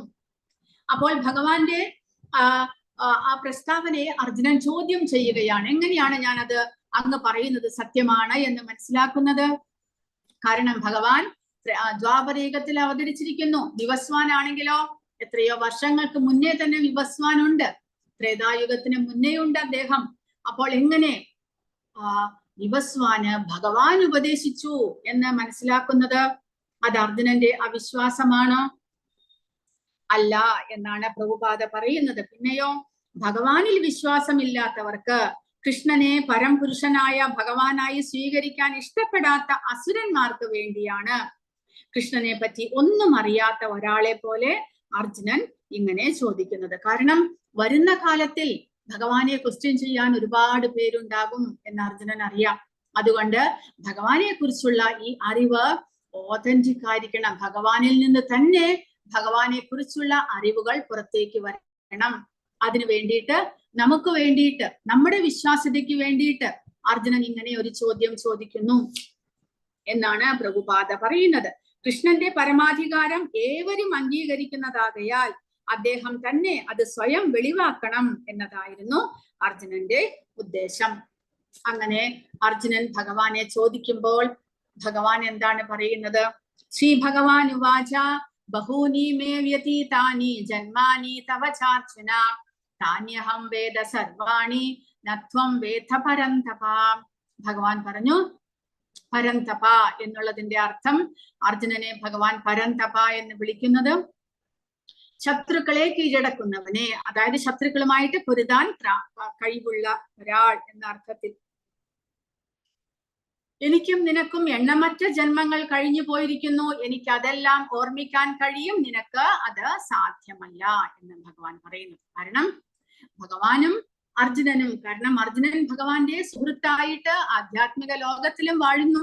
അതുകൊണ്ട് ഭഗവാനോടൊപ്പം അർജുനനും ഭഗവാൻ അവതരിക്കുമ്പോഴെല്ലാം അവതരിച്ചിട്ടുണ്ട്. അതിനാണ് ഭഗവാൻ പറയുന്നത് എനിക്കും നിനക്കും എണ്ണമറ്റ ജന്മങ്ങൾ, അല്ലെങ്കിലും ഇനിയൊരു വിധത്തിൽ എടുക്കുകയാണെങ്കിലും ജീവാത്മാവിനോടൊപ്പം പരമാത്മാവായിട്ട് ഭഗവാനും എല്ലാ ശരീരങ്ങളിലും വാഴുന്നുണ്ട്.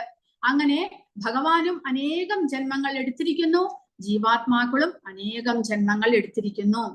പക്ഷേ ഭഗവാന് അതെല്ലാം ഓർമ്മിക്കാൻ കഴിയും, എന്നാൽ ജീവാത്മാവിന് അത് സാധ്യമാകുന്നില്ല. അർജുനൻ ജീവാത്മാവാണ്. ശരീരം മാറുന്നതോടുകൂടി അർജുനന് അല്ലെങ്കിൽ നമ്മൾ ജീവാത്മാക്കൾക്ക് പഴയതെല്ലാം വിസ്മൃതമാകുന്നു, ഒന്നും ഓർക്കാൻ സാധിക്കുന്നില്ല. അതിന്റെ കാരണം എന്താണ്?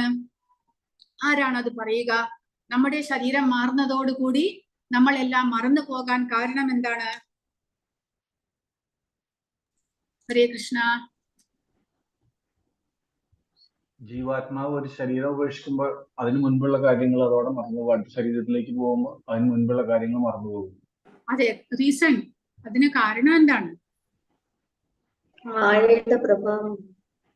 ഓ, മായയുടെ പ്രഭാവം ഗുണങ്ങളുടെ സമ്പർക്കം കൊണ്ട് നമ്മുടെ ശരീരം ഭൗതികമായതുകൊണ്ട്. കാരണം ഇതെല്ലാം തന്നെ നമ്മുടെ ഓർമ്മയും എല്ലാം തന്നെ നമ്മൾ എവിടെയാണ് സൂക്ഷിക്കുന്നത്? മനസ്സിലാണ് ഇതെല്ലാം ചിന്തകളെല്ലാം വരുന്നത്. പക്ഷെ ശരീരം മാറുന്നതോടുകൂടി ജീവാത്മാവ് പുതിയ ശരീരത്തെ സ്വീകരിക്കുകയാണ്.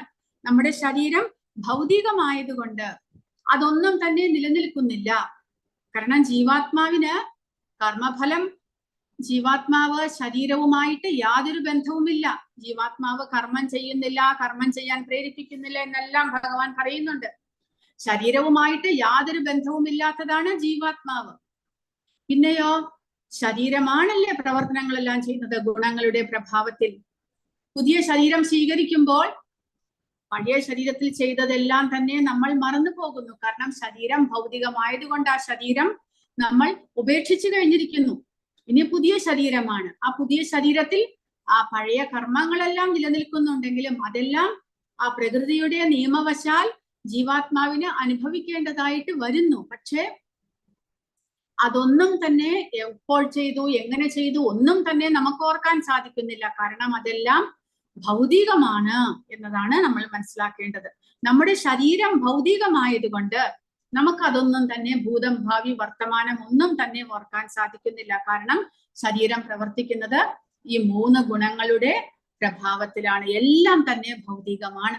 എന്നാൽ ഭഗവാൻ ഇതെല്ലാം ഓർക്കാൻ സാധിക്കുന്നത് അടുത്ത ശ്ലോകത്തിൽ ഭഗവാൻ പറയുന്നു, ഭഗവാന്റെ ശരീരം ആധ്യാത്മികമാണ്. ഭഗവാൻ ഭൗതികമായ ഒന്നുമായിട്ടും ചേരുന്നില്ല, ഒന്നും തന്നെ ഭഗവാനെ ബാധിക്കുന്നില്ല. കാരണം അദ്ദേഹം ഇതിന്റെ എല്ലാം അധിപതിയായതുകൊണ്ട്, ഈ പ്രകൃതിയെയും ഗുണങ്ങളെയും എല്ലാം തന്നെ നിയന്ത്രിക്കുന്നത് ഭഗവാനായതുകൊണ്ട് ഭഗവാനെ ഇതൊന്നും തന്നെ ബാധിക്കുന്നില്ല. അപ്പോൾ അതുകൊണ്ടാണ് ഭഗവാൻ പറയുന്നത്, എനിക്കിതെല്ലാം ഭൂതം, ഭാവി, വർത്തമാനം എല്ലാം ഓർക്കാൻ സാധിക്കുന്നത് ഭഗവാന്റെ ആത്മാവും ശരീരവും ഇന്ദ്രിയങ്ങളും എല്ലാം തന്നെ അതീന്ദ്രിയമായതുകൊണ്ട്. എന്നാൽ ജീവാത്മാവിന് അത് സാധ്യമാകുന്നില്ല. കാരണം ജീവാത്മാവിന്റെ ശരീരം ഭൗതികമാണ്, ജീവാത്മാവ് ആധ്യാത്മികനാണ്. രണ്ടും കൂടെ ചേരുന്നില്ല. ആ ഒരവസ്ഥയിലാക്കപ്പെട്ടിരിക്കുന്നു.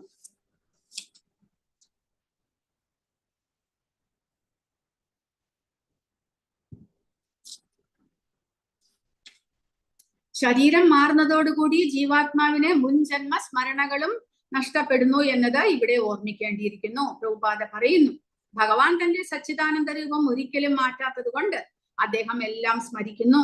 അദ്വൈത മൂർത്തിയായ അവിടത്തേക്ക് ആത്മാവും ശരീരവും ഒന്ന് തന്നെ. അദ്ദേഹവുമായി ബന്ധമുള്ളതെല്ലാം ആധ്യാത്മികമാണ്. എന്നാൽ നമുക്കാണെങ്കിലോ ആത്മാവും ശരീരവും രണ്ടും രണ്ടാണ്.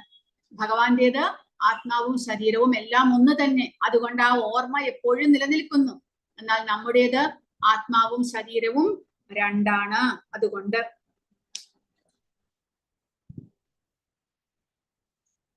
ഭഗവാൻ എങ്ങനെ മറക്കും? പ്രഭുപാദ ചോദിക്കുന്നത്, ഭഗവാൻ ആകണമെന്നുണ്ടെങ്കിൽ അദ്ദേഹത്തിന് ഇതെല്ലാം ഓർമ്മയുണ്ടാകണം. ഭഗവാൻ എങ്ങനെ മറക്കും? മറന്നാൽ നിങ്ങൾ ഭഗവാനല്ല. അപ്പോൾ തന്നെ മറ്റൊരു വാദവുമില്ല. ഭഗവാൻ ഒന്നും വിസ്മരിക്കില്ല. ഭഗവാൻ എപ്പോഴും ഓർക്കുന്നു. എന്നാൽ മായാവാദികൾ അല്ലെങ്കിൽ അവ്യക്തിഗതവാദികൾ പറയുന്നത് നമ്മളും ഭഗവാന്മാരാണ്, ഞാനും ഭഗവാനാണ്. എങ്ങനെ ഭഗവാനാകുന്നു? ഇപ്പോൾ ഞാൻ മായയിൽ പെട്ടിരിക്കുന്നു. പക്ഷേ മായയിൽ പെട്ടിരിക്കുന്ന എന്റെ ശരീരം ഞാൻ ഉപേക്ഷിച്ചു കഴിഞ്ഞാൽ എനിക്ക് ഭഗവാനാകാൻ സാധിക്കും എന്ന് മായാവാദികൾ പറയുന്നു.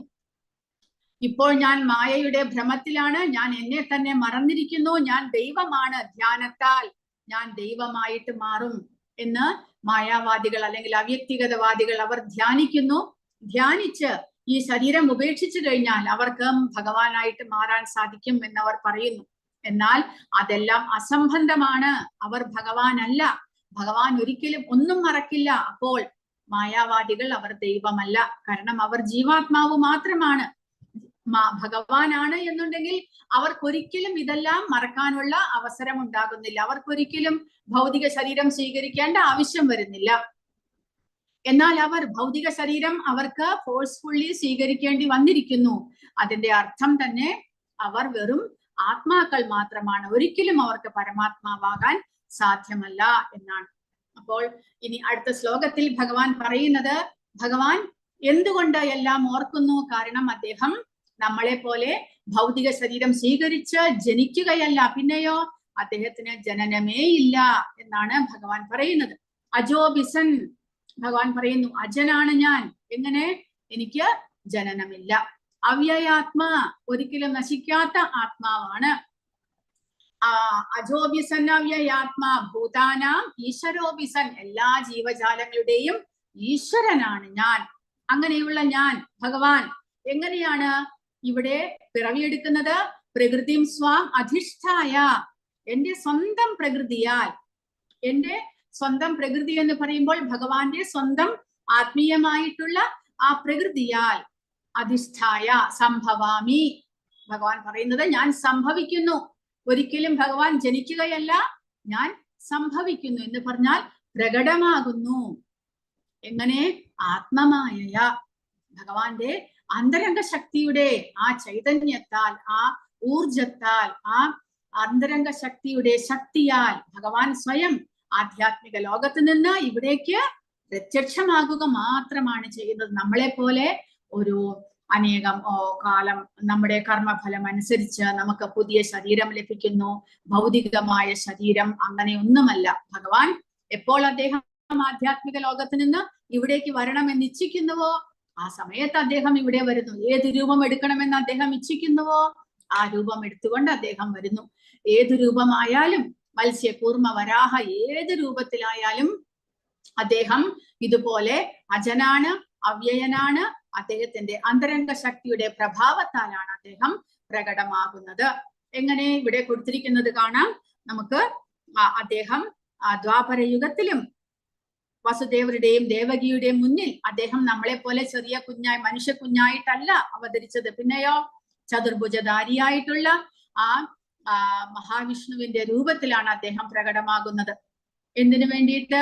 അവർക്ക് ദർശനം കൊടുക്കാനും, അവർക്ക് അവരുടെ മുൻ ജന്മത്തിലെ പ്രാർത്ഥനയുടെ ആ ഫലമെല്ലാം ഓർമ്മിച്ചു കൊടുക്കാനും, പിന്നെ എന്തെല്ലാം ചെയ്യണമെന്ന് അവർക്ക് ഉപദേശം കൊടുക്കാനും വേണ്ടിയിട്ട് ഭഗവാൻ താൻ സ്വയം കൃഷ്ണനാണ് അല്ലെങ്കിൽ വിഷ്ണുവാണ് എന്ന് കാണിച്ചുകൊണ്ട് അദ്ദേഹം തന്റെ ആധ്യാത്മിക രൂപത്തിൽ അദ്ദേഹം പ്രകടമാകുന്നു.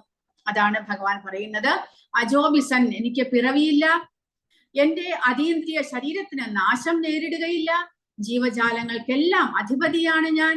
എന്നിരിക്കലും യുഗം തോറും എന്റെ ആദിമവും അതീന്ദ്രിയവുമായ രൂപത്തിൽ ഞാൻ അവതരിക്കുന്നു എന്നാണ്.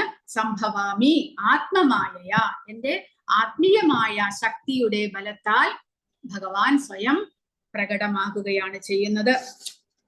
അപ്പോൾ അദ്ദേഹം പറയുന്നത് യുഗം തോറും, അത് അടുത്ത ശ്ലോകത്തിൽ വരുന്നു. അപ്പോൾ ഭഗവാൻ തന്റെ ആത്മീയമായ ശരീരത്തിന്റെ ആത്മീയമായ ശക്തിയുടെ പ്രഭാവത്താൽ പ്രകൃതി എന്ന നാമത്തിന് സ്വന്തം രൂപത്തിൽ, ഇവിടെ പ്രഭുപാദ പറയുന്നു, പ്രകൃതി എന്ന നാമത്തിന് സ്വരൂപം അഥവാ തന്റെ തന്നെ രൂപത്തിൽ പ്രകൃതിയും സ്വാം അധിഷ്ഠായ. സാധാരണ ജീവാത്മാക്കളെ പോലെ ഭഗവാൻ ഒരു ശരീരം വിട്ട് മറ്റൊന്നിലേക്ക് മാറുന്നില്ല. അങ്ങനെയാണ് ഇവിടെ പറയുന്നത്. ഈ ഭൗതിക ലോകത്തിൽ ശാശ്വതവും ആദിമവുമായ തന്റെ രൂപത്തിൽ ദ്വിഭുജങ്ങളോടെയും ഓടക്കുഴലേന്തിയും കൊണ്ട് അദ്ദേഹം പ്രത്യക്ഷപ്പെടുന്നു. അങ്ങനെ ഇരിക്കെ ഇവിടെ പ്രഭുപാദ പറയുന്നു, സൂര്യൻ ഉദിക്കുകയും നമ്മുടെ കൺമുന്നിലൂടെ നീങ്ങി ഒടുവിൽ അസ്തമിക്കുകയും ചെയ്യുന്നത് പോലെയാണ് അദ്ദേഹത്തിന്റെ ആവിർഭാവ തിരോഭാവങ്ങൾ. അതായത് അദ്ദേഹം ഈ ദ്വാപരയുഗത്തിൽ നമ്മുടെ ഇവിടെയുള്ള ജനങ്ങളുടെ മുന്നിൽ പ്രത്യക്ഷപ്പെട്ടു, പിന്നീട് ക്രമേണ അദ്ദേഹം അപ്രത്യക്ഷനായി. പക്ഷെ എങ്കിലും അദ്ദേഹത്തിന്റെ അവതാരങ്ങൾ വേറെ ഏതെങ്കിലും ഗ്രഹങ്ങളിൽ നടന്നുകൊണ്ടേയിരിക്കുന്നു. എങ്ങനെ? സൂര്യൻ ഉദിച്ച് അസ്തമിക്കുന്നത് പോലെ നമ്മുടെ കൺമുന്നിൽ പ്രത്യക്ഷപ്പെടുന്നു, മറഞ്ഞു പോകുന്നു, അത്രമാത്രം. അല്ലാതെ ഒരിക്കലും അദ്ദേഹത്തിന്റെ അവതാരങ്ങൾ ഒരിക്കലും അവസാനിക്കുന്നില്ല, അത് ശാശ്വതമായിട്ട് നടന്നുകൊണ്ടേയിരിക്കുന്നു എന്നാണ് പറയുന്നത്. ആ ശരീരത്തിനും ബുദ്ധിക്കും ക്ഷയമോ നാശമോ ഇല്ല. അതുകൊണ്ട് ഭൗതിക ലോകത്തിൽ ഇരുന്നാലും കൃഷ്ണൻ അതേ സച്ചിദാനന്ദ വിഗ്രഹനും അജനുമാണ് എന്നും അതീന്ദ്രിയമായ ആ ശരീരത്തിനോ ബുദ്ധിക്കോ യാതൊരു മാറ്റവും സംഭവിക്കുന്നില്ല എന്നും വ്യക്തമാകുന്നു. സൂര്യൻ തന്റെ ദൃഷ്ടിയിൽ നിന്ന് മറയുമ്പോൾ അസ്തമിച്ചുവെന്നും കൺമുന്നിൽ നിൽക്കുമ്പോൾ ചക്രവാളത്തിലുണ്ട് എന്ന് നമുക്കും തോന്നുന്നു. വാസ്തവത്തിൽ സൂര്യൻ സ്വസ്ഥാനത്ത് തന്നെയാണ്. സൂര്യൻ അതിന്റെ സ്ഥാനത്ത് തന്നെ നിൽക്കുന്നു. ഭൂമിയാണ് തിരിയുന്നത്. നമ്മുടെ കൺമുന്നിലുള്ളപ്പോൾ സൂര്യൻ ഉദിച്ചു എന്ന് പറയാം. അത് കഴിഞ്ഞാൽ നമുക്ക് കാണാതെയാകുമ്പോൾ അസ്തമിച്ചു എന്ന് പറയാം. പക്ഷെ വാസ്തവത്തിൽ ഭഗവാൻ അദ്ദേഹം എല്ലായ്പ്പോഴും ഒരേ രൂപത്തിൽ ഒരേ വാസസ്ഥാനത്തിരിക്കുന്നു. അദ്ദേഹത്തിന് ആഗ്രഹമുള്ളപ്പോൾ അദ്ദേഹം നമ്മുടെ കൺമുന്നിൽ പ്രത്യക്ഷപ്പെടുന്നു, അല്ലാത്തപ്പോൾ അപ്രത്യക്ഷനാകുന്നു. ഇനി എന്തിനു വേണ്ടിയിട്ട് അദ്ദേഹം അപ്പോൾ അവതരിക്കുന്നത് എന്നുള്ള കാര്യവും അദ്ദേഹം പറയുന്നു. യഥാ യഥാ ഹി ധർമ്മസ്യ ഗ്ലാനിർഭവതി ഭാരത അഭ്യുത്ഥാനം അധർമ്മസ്യ തദാത്മാനം സൃജാമി അഹം.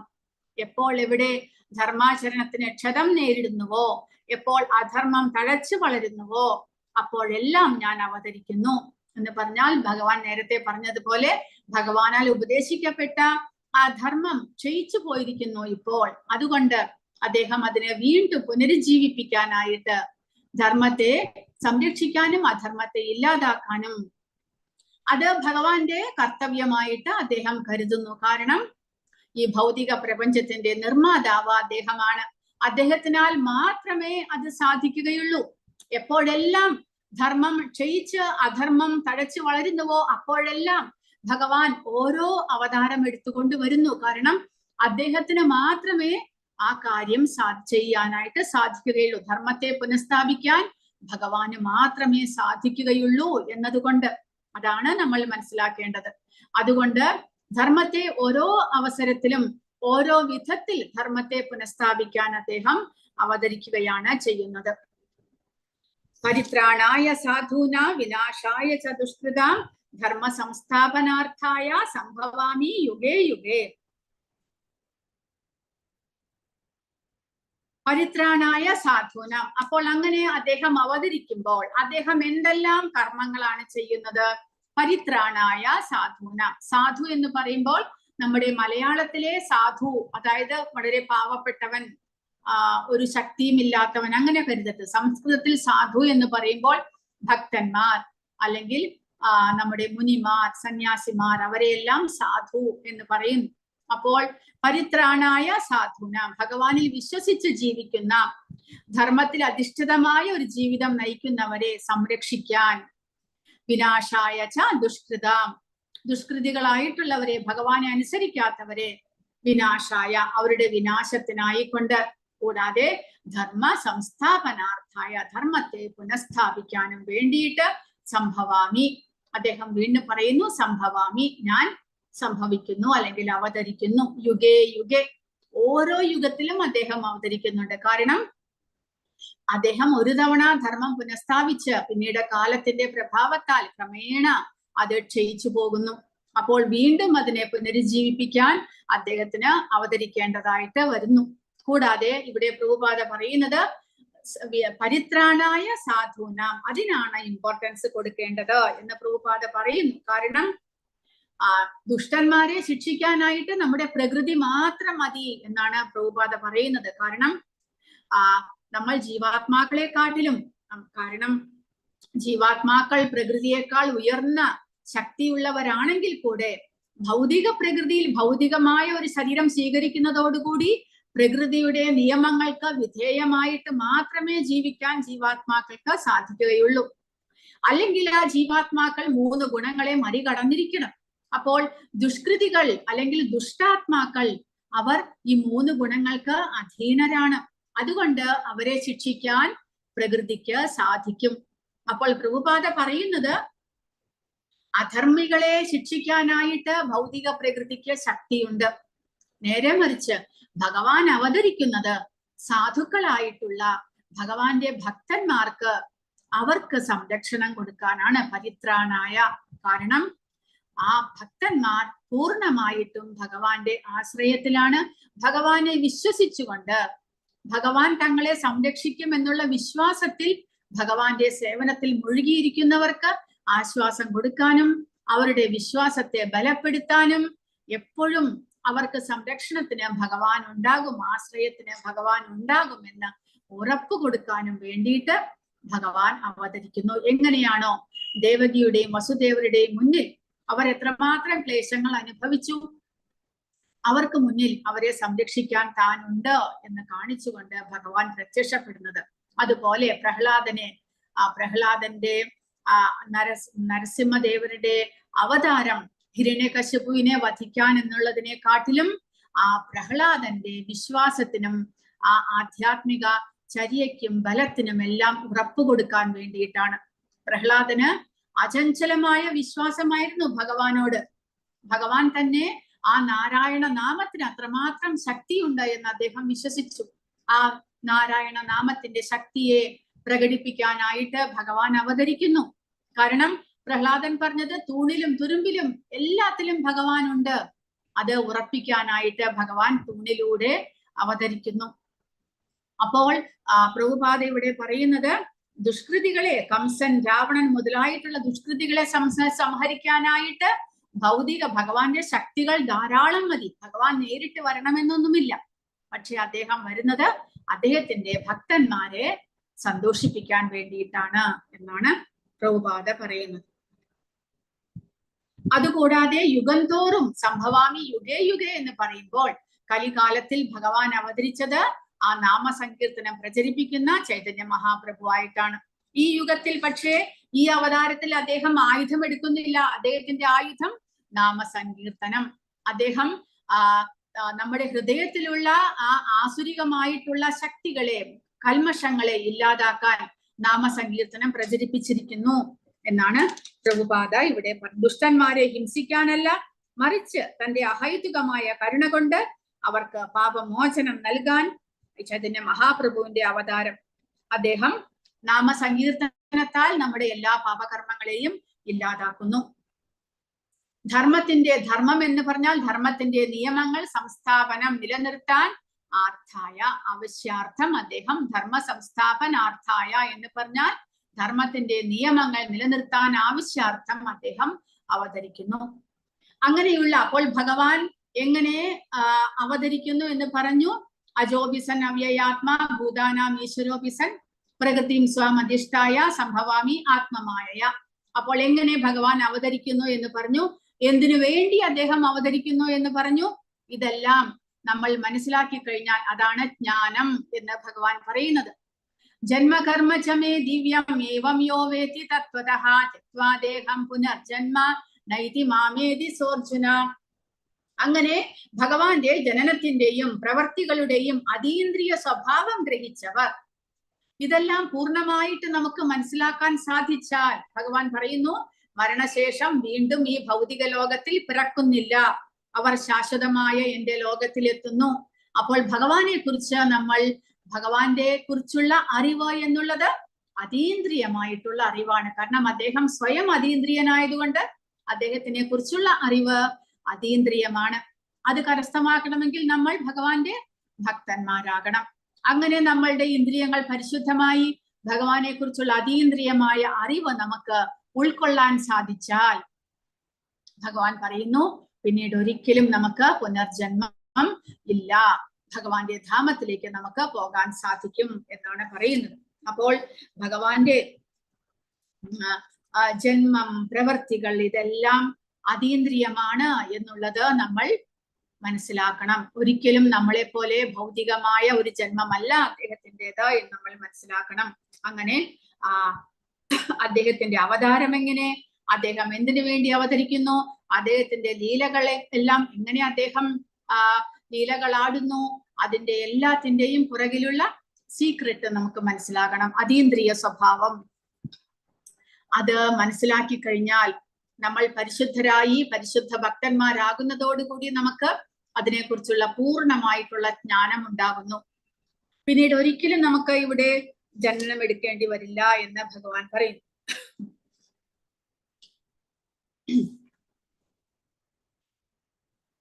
അങ്ങനെ ആർക്കെല്ലാം ആ ഭഗവാനെ കുറിച്ച് പൂർണ്ണമായിട്ടുള്ള അറിവ് നേടാൻ സാധിക്കുന്നു? എപ്പോൾ? കാരണം ഭഗവാൻ നമുക്കറിയാം, നമ്മൾ ഭൗതിക ശരീരം സ്വീകരിച്ചിരിക്കുകയാണ്. ആ ശരീരത്തിന് ഒരുപാട് കുറവുകളുണ്ട്. കൂടാതെ നമ്മുടെ എന്താണ് പറയുന്നത്, നമ്മുടെ മൗലികമായിട്ടുള്ള അനേക ജന്മങ്ങളായിട്ട് നമ്മൾ ഭൗതിക ശരീരം സ്വീകരിച്ചിരിക്കുന്നത് കൊണ്ട് നമ്മുടെ ഉള്ളിലുള്ള ആ കൽമഷങ്ങൾ നീക്കാൻ ഒരുപാട് സമയമെടുക്കും. അതാണ് ഭഗവാൻ പറയുന്നത്. ആർക്ക് നമുക്ക് എപ്പോൾ പരിശുദ്ധമാകാൻ സാധിക്കും എന്നാണ് ഭഗവാൻ പറയുന്നത്. വീതരാഗ ഭയക്രോധ മന്മയ മാമുപാശ്രിതാഹ ബഹവോ ജ്ഞാന തപസ പൂതാമദ്ഭാവം ആഗതഃ. രാഗം, ഭയം, ക്രോധം എന്നിവയിൽ നിന്ന് നമ്മൾ മോചിതരാകണം. എന്നിട്ടോ ഭഗവാനിൽ തന്നെ മുഴുകി ശരണം പൂകിയ അനേകം പേർ എന്നെ പറ്റിയുള്ള ജ്ഞാനത്താൽ ശുദ്ധീകൃതരായി എന്നിൽ ദിവ്യ പ്രേമബദ്ധരായിട്ടുണ്ട്. അപ്പോൾ ഭഗവാനോടുള്ള അചഞ്ചലമായിട്ടുള്ള പ്രേമ ഭക്തിയിലേക്ക് നമ്മൾ ഉയരണം.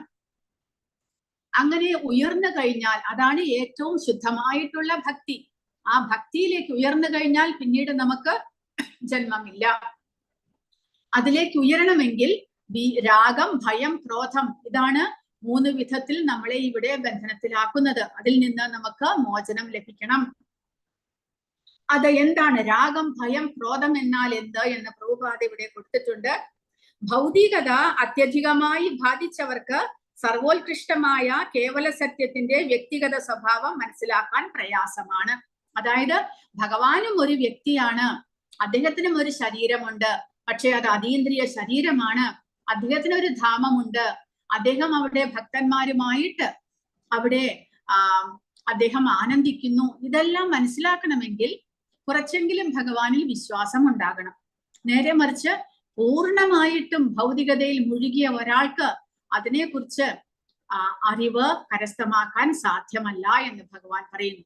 അപ്പോൾ ഇവിടെ രാഗം എന്ന് പറയുമ്പോൾ ഭൗതികമായിട്ടുള്ള ആകർഷണം അല്ലെങ്കിൽ ഇന്ദ്രിയ സുഖങ്ങളിലുള്ള ആസക്തി, അതിൽ മുഴുകിയിരിക്കുന്ന ഒരാൾ, അയാളെ രാഗം എന്ന് പറയുന്നു. അതിൽ മുഴുകിയിരിക്കുന്നത് കൊണ്ട് ദേഹാത്മബോധത്തോടെ ജീവിക്കുന്നവർക്ക് ഭൗതികതയിൽ മുഴുകി പോകുക കൊണ്ട് പരമോന്നതമായത് എങ്ങനെ ഒരു വ്യക്തിയാകും എന്ന് മനസ്സിലാക്കാൻ സാധ്യമല്ല. അതായത് പരമസത്യം ഒരു വ്യക്തിയാണ്, ഭഗവാൻ കൃഷ്ണനാണ് എന്ന് മനസ്സിലാക്കാൻ അവർക്ക് സാധ്യമല്ല. അപ്പോൾ അതിൽ നിന്ന്, ദേഹബോധത്തിൽ നിന്ന് നമ്മൾ മുക്തരാകണം എന്നാണ് ഭഗവാൻ പറയുന്നത്. രണ്ടാമത്തേത് ഭയം. എന്തിനെ കുറിച്ചുള്ള ഭയം? അതായത് അവ്യക്തിഗതവാദികൾ ഇവിടെ ഭൗതിക ശരീരം സ്വീകരിച്ചത് കൊണ്ടാണ് നമ്മൾ ഇത്രമാത്രം ക്ലേശങ്ങൾ അനുഭവിക്കുന്നത് എന്ന് മനസ്സിലാക്കി ഇനി തനിക്ക് ഒരു ശരീരമേ വേണ്ട എന്നുള്ള ചിന്തയിലാണ്. അതുകൊണ്ട് ആത്മീയ ലോകത്തിലേക്ക് പോയാലും അവർക്ക് ഒരു ശരീരം സ്വീകരിക്കാൻ ഭയമാണ്. അവർ ഭഗവാനിൽ ലയിക്കുവാൻ ആഗ്രഹിക്കുന്നു, വ്യക്തിത്വമേ വേണ്ട അവർക്ക്. അങ്ങനെയുള്ളവരാണ് അവ്യക്തിഗതവാദികൾ. അപ്പോൾ അവർക്ക് ഭയം ഈ ശരീരത്തോടാണ് എന്നാണ് പ്രഭുപാദ ഇവിടെ പറയുന്നത്. അത്രയേറെ ഭൗതിക ആസക്തരാകയാൽ ദേഹവിമുക്തിക്ക് ശേഷവും വ്യക്തിത്വം പുലർത്തിപ്പോരുന്ന ആശയം തന്നെ അവർക്ക് ഭയാനകമാണ്. ആത്മീയ ജീവിതത്തിലും വ്യക്തിത്വം നിലനിൽക്കുന്നു എന്ന് കേൾക്കുമ്പോൾ വീണ്ടും ഒരു വ്യക്തിയാകുമ്പോൾ വീണ്ടും സഫറിങ്സ് ഉണ്ടാകുമോ എന്നവർക്ക് ഭയം. അതാണ് ഭയം. അപ്പോൾ അതിൽ നിന്ന് മോചനം വേണം. എങ്ങനെ? ഭഗവാനെ സേവിച്ചുകൊണ്ട് ഒരു വ്യക്തിയായിട്ട്, ഭക്തനായിട്ട് ആത്മീയ ലോകത്തിൽ ഭഗവാനെ സേവിച്ചു കൊണ്ടിരിക്കാം എന്നുള്ള അറിവ് ലഭിക്കുമ്പോൾ നമ്മുടെ ഈ ഭയം ഇല്ലാതെയാകുന്നു. അവ്യക്തിഗതവാദികൾക്ക് അത് അറിഞ്ഞുകൂടാ, അവർ ഭഗവാനെ വ്യക്തിയായിട്ട് ആരാധിക്കുന്നില്ല, അതുകൊണ്ട് അവർക്ക് ഇങ്ങനെ ഭയം ഉണ്ടാകുന്നു. ഇനി ക്രോധം എന്നുള്ളത് ആത്മീയതയെ കുറിച്ച് ഒന്നും മനസ്സിലാക്കാൻ സാധിക്കാതെ ഭൗതിക ജീവിതത്തിൽ അനേകം ക്ലേശങ്ങളെല്ലാം അനുഭവിച്ച് അവസാനം ഡിപ്രഷൻ എല്ലാം വന്ന് ഇവിടെ ഒന്നും തന്നെ തനിക്ക് ഇഷ്ടപ്രകാരം നടക്കുന്നില്ല എന്ന് മനസ്സിലാക്കുമ്പോൾ ആ ശൂന്യതാബോധം, കാരണം താൻ ആരുമല്ലാതായി, തനിക്ക് ഒന്നും തന്നെ ലഭിച്ചില്ല എന്നുള്ളൊരു ശൂന്യതാബോധം, അത് ക്രോധമായിട്ട് മാറുന്നു എന്നാണ് ഇവിടെ പ്രഭുപാദ പറയുന്നത്. പല സിദ്ധാന്തങ്ങളിലും വൈരുദ്ധ്യങ്ങളിലും തത്വജ്ഞാനപരമായ ഊഹാപോഹങ്ങളിലും പെട്ട് കുഴങ്ങി അവർക്ക് മനം മടുത്തു പോകുന്നു, അല്ലെങ്കിൽ ദേഷ്യപ്പെട്ട് പ്രപഞ്ചത്തിന് മൂലഹേതുവായി ഒന്നുമില്ല എന്നും എല്ലാം ശൂന്യതയിൽ അവസാനിക്കുന്നു എന്നുമുള്ള ബുദ്ധിശൂന്യമായ നിലപാടിൽ എത്തിച്ചേരുന്നു. അതാണ് ക്രോധമായിട്ട് മാറുന്നത്. കാരണം തന്റെ ഇഷ്ടപ്രകാരം ഇവിടെ ഒന്നും തന്നെ നടക്കുന്നില്ല, എല്ലാത്തിലും നിരാശയാണ്. അപ്പോൾ ശൂന്യവാദിയായിട്ട് മാറുന്നു, അത് ക്രോധമാകുന്നു. അങ്ങനെ അതിൽ നിന്ന് മൂന്നിൽ നിന്നും മോചനം, രാഗം, ഭയം, ക്രോധം, കാരണം ഇതെല്ലാം ഭക്തിയുത സേവനത്തിലൂടെ നമുക്ക് ഇല്ലാതാക്കാൻ സാധിക്കും. ഭൗതികതയോടുള്ള ആകർഷണം ഭക്തിയുത സേവനത്തിലൂടെ ഇല്ലാതാക്കാം. കൂടാതെ വ്യക്തിത്വത്തോടുള്ള ഭയം ഭഗവാന്റെ സേവകനായി തീർന്ന് ഇല്ലാതാക്കാം. ശൂന്യതാബോധം ഭഗവാന്റെ സേവകനായിട്ട് ഇല്ലാതാക്കാം. അങ്ങനെ ഭഗവാനിൽ തന്നെ മുഴുകി ശരണം പോകി ഭഗവാന്റെ പ്രേമഭാവത്തിലേക്ക് ഉയർന്നു കഴിഞ്ഞാൽ നമുക്ക് ഭഗവാന്റെ ധാമത്തിലേക്ക് ഉയരാൻ സാധിക്കും എന്നാണ് പറയുന്നത്. അതിന് രൂപ ഗോസ്വാമി പറയുന്നത് ഭക്തിയുത സേവനത്തിന്റെ 9 ഘട്ടങ്ങളെ കുറിച്ച് പറയുന്നു. അതിവിടെ പ്രഭുപാദ പറഞ്ഞിട്ടുണ്ട്. ആദൗ ശ്രദ്ധ, തഥാ സാധുസംഗ, ഭജനക്രിയ, അനർത്ഥ നിവൃത്തി, നിഷ്ഠ, രുചി, പിന്നെ ആസക്തി, ഭാവ, പ്രേമ. അങ്ങനെയാണ് പ്രേമഭക്തിയിലേക്ക് ഉയരുന്നത്. ആദ്യം ആദൗ ശ്രദ്ധ, ഭഗവാനിൽ വിശ്വാസം. ഭഗവാനിൽ വിശ്വാസം വന്നു കഴിഞ്ഞാൽ ഭഗവാന്റെ ഭക്തന്മാരുമായിട്ട് സത്സംഗം, സാധുസംഗ, ഭഗവാന്റെ ഭക്തന്മാരുമായി സത്സംഗത്തിലൂടെ ഭജനക്രിയ, സാധനാ ഭക്തിയെ കുറിച്ച് മനസ്സിലാക്കുന്നു. ഭജനക്രിയയിലൂടെ നമ്മൾ ഭഗവാന്റെ സേവനങ്ങൾ ആരംഭിക്കുമ്പോൾ, നാമജപം ആരംഭിക്കുമ്പോൾ അനർത്ഥ നിവൃത്തി, അനാവശ്യമായിട്ടുള്ള നമ്മുടെ കൽമഷങ്ങളെല്ലാം, നമ്മുടെ ദുശീലങ്ങളെല്ലാം ഇല്ലാതെയാകുന്നു. പിന്നെ നിഷ്ഠ, നിഷ്ഠയോടുകൂടി 16 മാല ജപം, ഭഗവാനെ നിവേദിച്ച പ്രസാദം ഭക്ഷിക്കുക, ഭഗവാനെ കുറിച്ച് നിരന്തരം കേൾക്കുക. അങ്ങനെ നിഷ്ഠയോട് കൂടിയുള്ള ഒരു ജീവിതം നമ്മൾ ആരംഭിക്കുന്നു. പിന്നീട് ആ ഭക്തിയുടെ സേവനത്തിൽ നമുക്ക് രുചി, വളരെയധികം ടേസ്റ്റ് ഉണ്ടാകുന്നു. അങ്ങനെ കൂടിക്കൂടി എന്ത് സംഭവിക്കുന്നു? ആസക്തി, ഭഗവാനോട് വളരെയധികം അടുപ്പം ഉണ്ടാകുന്നു. ആ ആസക്തി പിന്നെ ഭാവം, പ്രേമം എന്നുള്ള അത്യുന്നത നിലയിലേക്ക് നമ്മളെ കൊണ്ടുപോകുന്നു. അവിടെ എത്തിക്കഴിഞ്ഞാൽ പിന്നീട് ഒരിക്കലും തിരിച്ചു വരേണ്ട എന്നാണ് പറയുന്നത്. യേ യഥാ മാം പ്രപദ്യന്തെ താം തഥൈവ ഭജാമ്യഹം മമ വർത്തമാനുവർത്തന്തെ മനുഷ്യാ പാർത്ഥ സർവശഃ എന്ന് പറഞ്ഞാൽ ഭഗവാൻ പറയുന്നത് അങ്ങനെ എല്ലാവരും ആ പ്രേമഭക്തിയിലേക്ക് ഉയരണമെന്നില്ല. ഏത് വിചാരത്തോടു കൂടി, ഏത് അർത്ഥത്തിൽ ഭഗവാനെ ഓരോരുത്തരും അഭയം പ്രാപിക്കുന്നുവോ, നമ്മളുടെ മാനസികാവസ്ഥ അല്ലെങ്കിൽ നമ്മുടെ അവബോധ പുരോഗതി എത്രമാത്രം ഉയർന്നിട്ടുണ്ടോ, നമ്മൾ എന്ത് വിചാരിച്ച് ഭഗവാനെ ശരണം പ്രാപിക്കുന്നുവോ അതനുസരിച്ച് ഭഗവാൻ നമുക്ക് പ്രതിഫലം നൽകുന്നു.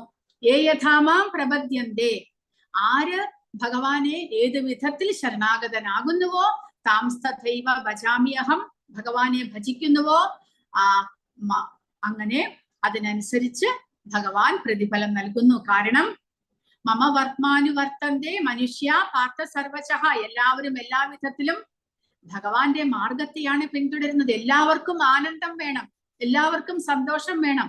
അതെവിടെ നിന്ന് ലഭിക്കുന്നു? ഭഗവാനിൽ മാത്രമേ ലഭിക്കുകയുള്ളൂ. അപ്പോൾ ആനന്ദം അന്വേഷിച്ചാണ് എല്ലാവരും പോകുന്നത്. പലരും പല വിധത്തിൽ പല മാർഗത്തിലൂടെ സന്തോഷത്തെ, ആനന്ദത്തെ അന്വേഷിക്കുകയാണ് ചെയ്യുന്നത്. ചിലർ ശരിയായ മാർഗത്തിലൂടെ പോയി ഭഗവാനെ പ്രാപിക്കുന്നു, ചിലർ വേറെ വഴികളിലൂടെ പോകുന്നു. എല്ലാവരും ഏത് വഴിയെ പ്രാപിക്കുന്നുവോ, ഏഴ് വഴി അന്വേഷിക്കുന്നുവോ അതനുസരിച്ച് ഭഗവാൻ പ്രതിഫലം നൽകുന്നു എന്ന് ഭഗവാൻ ഇവിടെ പറയുന്നു. അപ്പോൾ ഇവിടെ പ്രഭുപാദ പറയുന്നത് ഏവരും കൃഷ്ണനെ പ്രാപിക്കാനുള്ള തങ്ങളുടെ ആഗ്രഹത്തിന്റെ തോതനുസരിച്ച് സംതൃപ്തി നേടുന്നു. ഒരു ഭക്തൻ കൃഷ്ണനെ ശ്രേഷ്ഠനായ പ്രഭുവായും, മറ്റൊരാൾ ആത്മസുഹൃത്തായും, വേറൊരാൾ പുത്രനായും, ഇനിയൊരാൾ കാമുകനായും കരുതി സ്നേഹിച്ചേക്കാം. അങ്ങനെ നമ്മുടെ ആ ഭഗവാനോടുള്ള ഭക്തിയുടെ അളവനുസരിച്ച്, തോതനുസരിച്ച്, തീക്ഷ്ണതയനുസരിച്ച്, ആത്മാർത്ഥതയനുസരിച്ച് ഭഗവാൻ നമുക്ക് പ്രതിഫലം നൽകുന്നു. അതുകൂടാതെ ആധ്യാത്മികമായി ആത്മഹത്യ ആഗ്രഹിക്കുന്ന അവ്യക്തിഗതവാദി, അവ്യക്തിഗതവാദിക്ക് ഇനി ഒരു ശരീരം വേണ്ട, ഭഗവാനിൽ ലയിച്ചാൽ മതി, അതും ഭഗവാൻ അനുവദിക്കുന്നു. ബ്രഹ്മജ്യോതി ലയിക്കുവാനായിട്ട് ഭഗവാൻ സഹായിക്കുന്നു. ചിലർ കർമ്മം ചെയ്യാനുള്ള ആഗ്രഹത്താൽ ഭൗതിക ലോകത്തിലേക്ക് തിരിച്ചു വരാൻ ആഗ്രഹിക്കുന്നു, ഭഗവാൻ അതും അനുവദിക്കുന്നുണ്ട്. അങ്ങനെ നമ്മൾ ചിലർ ഫലേച്ഛയോടെ കർമ്മം ചെയ്ത് സ്വർഗലോകം പോകാൻ ആഗ്രഹിക്കുന്നു, അതും ഭഗവാൻ അനുഗ്രഹിക്കുന്നു. അപ്പോൾ നമ്മുടെ ഭക്തിയുടെ തോതനുസരിച്ച്, ആഗ്രഹത്തിന്റെ തോതനുസരിച്ച് ഭഗവാൻ എല്ലാം അനുവദിക്കുകയാണ് ചെയ്യുന്നത്. യോഗശക്തികൾ അന്വേഷിക്കുന്ന യോഗികൾക്ക് ഭഗവാൻ അതും നൽകുന്നുണ്ട്. പക്ഷേ കൃഷ്ണാവബോധമാണ് പരിപൂർണം എന്നാണ് ഇവിടെ പ്രഭുപാദ പറയുന്നത്. കൃഷ്ണാവബോധത്തിന്റെ പരിപൂർണമായ ഉന്നതിയിൽ എത്തുന്നത് വരെ എല്ലാ പരിശ്രമങ്ങളും അപൂർണമാണ്. കാരണം ഇവരാരും പൂർണ്ണതയെ പ്രാപിക്കുന്നില്ല. പുനർജന്മം ഇല്ലാത്ത അവസ്ഥയിലേക്ക് ആരും തന്നെ എത്തുന്നില്ല. അത് പരിശുദ്ധ ഭക്തന്മാർ മാത്രമേ എത്തുന്നുള്ളൂ. കൃഷ്ണാവബോധത്തോടെ ഭഗവാനെ സേവിക്കുന്നവർക്ക് മാത്രമേ പരിപൂർണത ലഭിക്കുന്നുള്ളൂ. മറ്റുള്ളവരെല്ലാവരും തന്നെ അപൂർണതയിൽ എത്തുന്നു. അവരുടെ ആഗ്രഹം സഫലമാക്കുന്നുണ്ട് ഭഗവാൻ. പക്ഷെ വീണ്ടും പുനർജന്മത്തിലേക്ക് വരേണ്ടി വരും.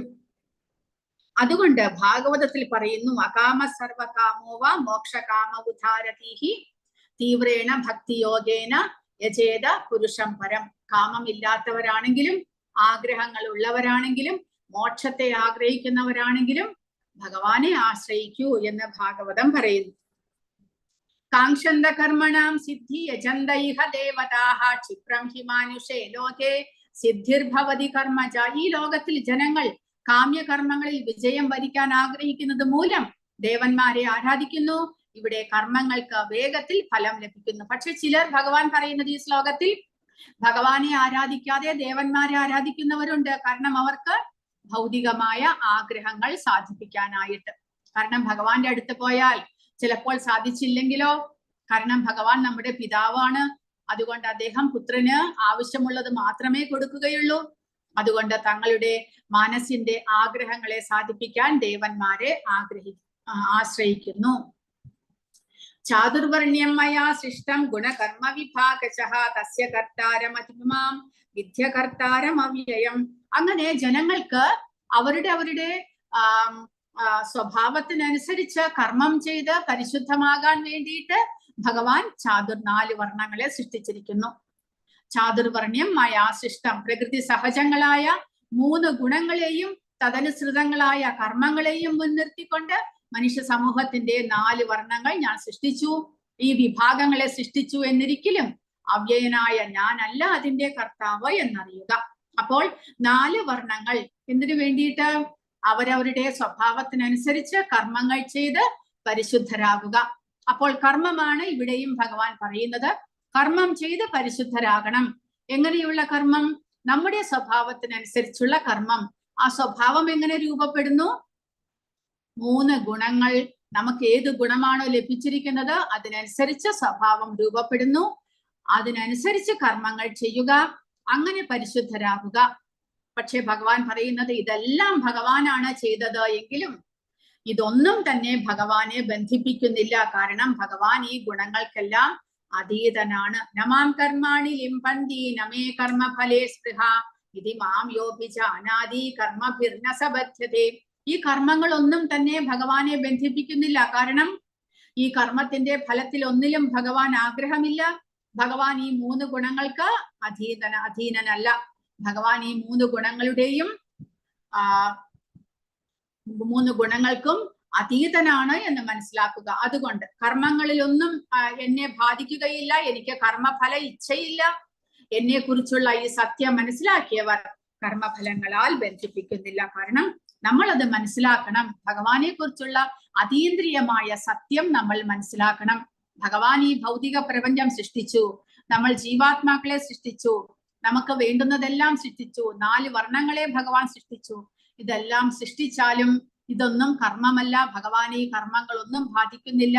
കാരണം ഭഗവാൻ ഗുണങ്ങൾക്കും അതീതനാണ് എന്ന്. ഏവം ജ്ഞാത്വാ കൃതം കർമ്മ പൂർവൈരപി മുമുക്ഷുഭിഃ കുരു കർമ്മൈവ തസ്മാത്വം പൂർവതരം കൃതം. ഇങ്ങനെ ഭഗവാനെ കുറിച്ചുള്ള സത്യം മനസ്സിലാക്കിക്കൊണ്ടാണ് നമ്മുടെ പൂർവജരായിട്ടുള്ള ഋഷിമാരെല്ലാവരും പ്രവർത്തിച്ചു കൊണ്ടിരുന്നത്. അതുകൊണ്ട് നമ്മൾ അവരുടെ കാലടികളെ പിന്തുടർന്ന് കർത്തവ്യം നിറവേറ്റുക. എങ്ങനെ കർമ്മം നിർവഹിക്കണം എന്ന് ഭഗവാൻ പറഞ്ഞു തരികയാണ്. ഭഗവാനെ തത്വത്തിൽ മനസ്സിലാക്കണം. ഭഗവാൻ ആരാണ്, എന്താണ്, അദ്ദേഹം എന്തിനു അവതരിക്കുന്നു, അദ്ദേഹത്തിന്റെ കർമ്മങ്ങൾ എന്തൊക്കെയാണ്, എല്ലാ സത്യവും നമ്മൾ തത്വത്തിൽ മനസ്സിലാക്കണം. വെറുതെ വായിച്ചു പോയാൽ പോരാ. അതിന്റെ ഡീപ്പായിട്ടുള്ള മീനിങ് മനസ്സിലാക്കി, അതാണ് അതീന്ദ്രിയമായ ജ്ഞാനം എന്നുള്ളത്. അത് മനസ്സിലാക്കിക്കൊണ്ട് നമ്മൾ നമ്മുടെ കർമ്മങ്ങളെ ചെയ്യുക. എങ്ങനെ കർമ്മമുക്തനാകാം എന്ന് മനസ്സിലാക്കിക്കൊണ്ട് കർമ്മങ്ങൾ ചെയ്യുക. അങ്ങനെയാണ് നമ്മുടെ പൂർവജന്മാർ, മോക്ഷം പ്രാപിച്ചവർ, ഇവിടെ നിന്ന് മോചനം നേടിയവരെല്ലാവരും അങ്ങനെയാണ് പ്രവർത്തിച്ചു കൊണ്ടിരുന്നത്. അതുകൊണ്ട് നമ്മൾ അങ്ങനെ പ്രവർത്തിച്ചു കഴിഞ്ഞാൽ നമുക്കും മുക്തിയിലേക്ക് ഉയരാം. അതിനു വേണ്ടിയിട്ട് അവരുടെ കാലടികളെ പിന്തുടർന്ന് സ്വകർത്തവ്യം നിറവേറ്റുക എന്ന് പറയുന്നു. അതിനാൽ ഈ കൃഷ്ണ ശാസ്ത്രം മനസ്സിലാക്കുകയും ലോകമെമ്പാടും പ്രസംഗിക്കുകയും പ്രചരിപ്പിക്കുകയും ചെയ്യുന്ന 100 കണക്കിന് 1000 കണക്കിന് ആത്മീയ ഗുരുക്കന്മാരെ നമുക്ക് ആവശ്യമുണ്ട്. കാരണം ഈ പ്രകൃതിയിൽ എമ്പാടും തന്നെ എല്ലാവരും വളരെയധികം ക്ലേശങ്ങൾ അനുഭവിക്കുകയാണ്. അതിന്റെ കാരണം അവർ ഭഗവാനുമായിട്ടുള്ള തങ്ങളുടെ ബന്ധത്തെ മറന്നിരിക്കുന്നത് കൊണ്ട്. അതിനെ അവരെ ഓർമ്മിപ്പിക്കാൻ, അവരുടെ കർത്തവ്യം എന്താ എന്ന് മനസ്സിലാക്കിപ്പിക്കാൻ നമുക്ക് ഒരുപാട് പ്രചാരകരെ ആവശ്യമുണ്ട് എന്ന് പ്രഭുപാദ പറയുന്നു. അതിനു വേണ്ടിയിട്ട് അവരെ ഇതെല്ലാം പഠിപ്പിക്കാൻ വേണ്ടിയിട്ട്, കാരണം വെറുതെ ശ്ലോകങ്ങൾ വായിച്ചു പോയത് കൊണ്ട് കാര്യമില്ല, നമ്മൾ തത്വത്തിൽ മനസ്സിലാക്കണം. അതിനു വേണ്ടിയിട്ട് ഭഗവത്ഗീത നമ്മൾ പഠിച്ചു മനസ്സിലാക്കണം.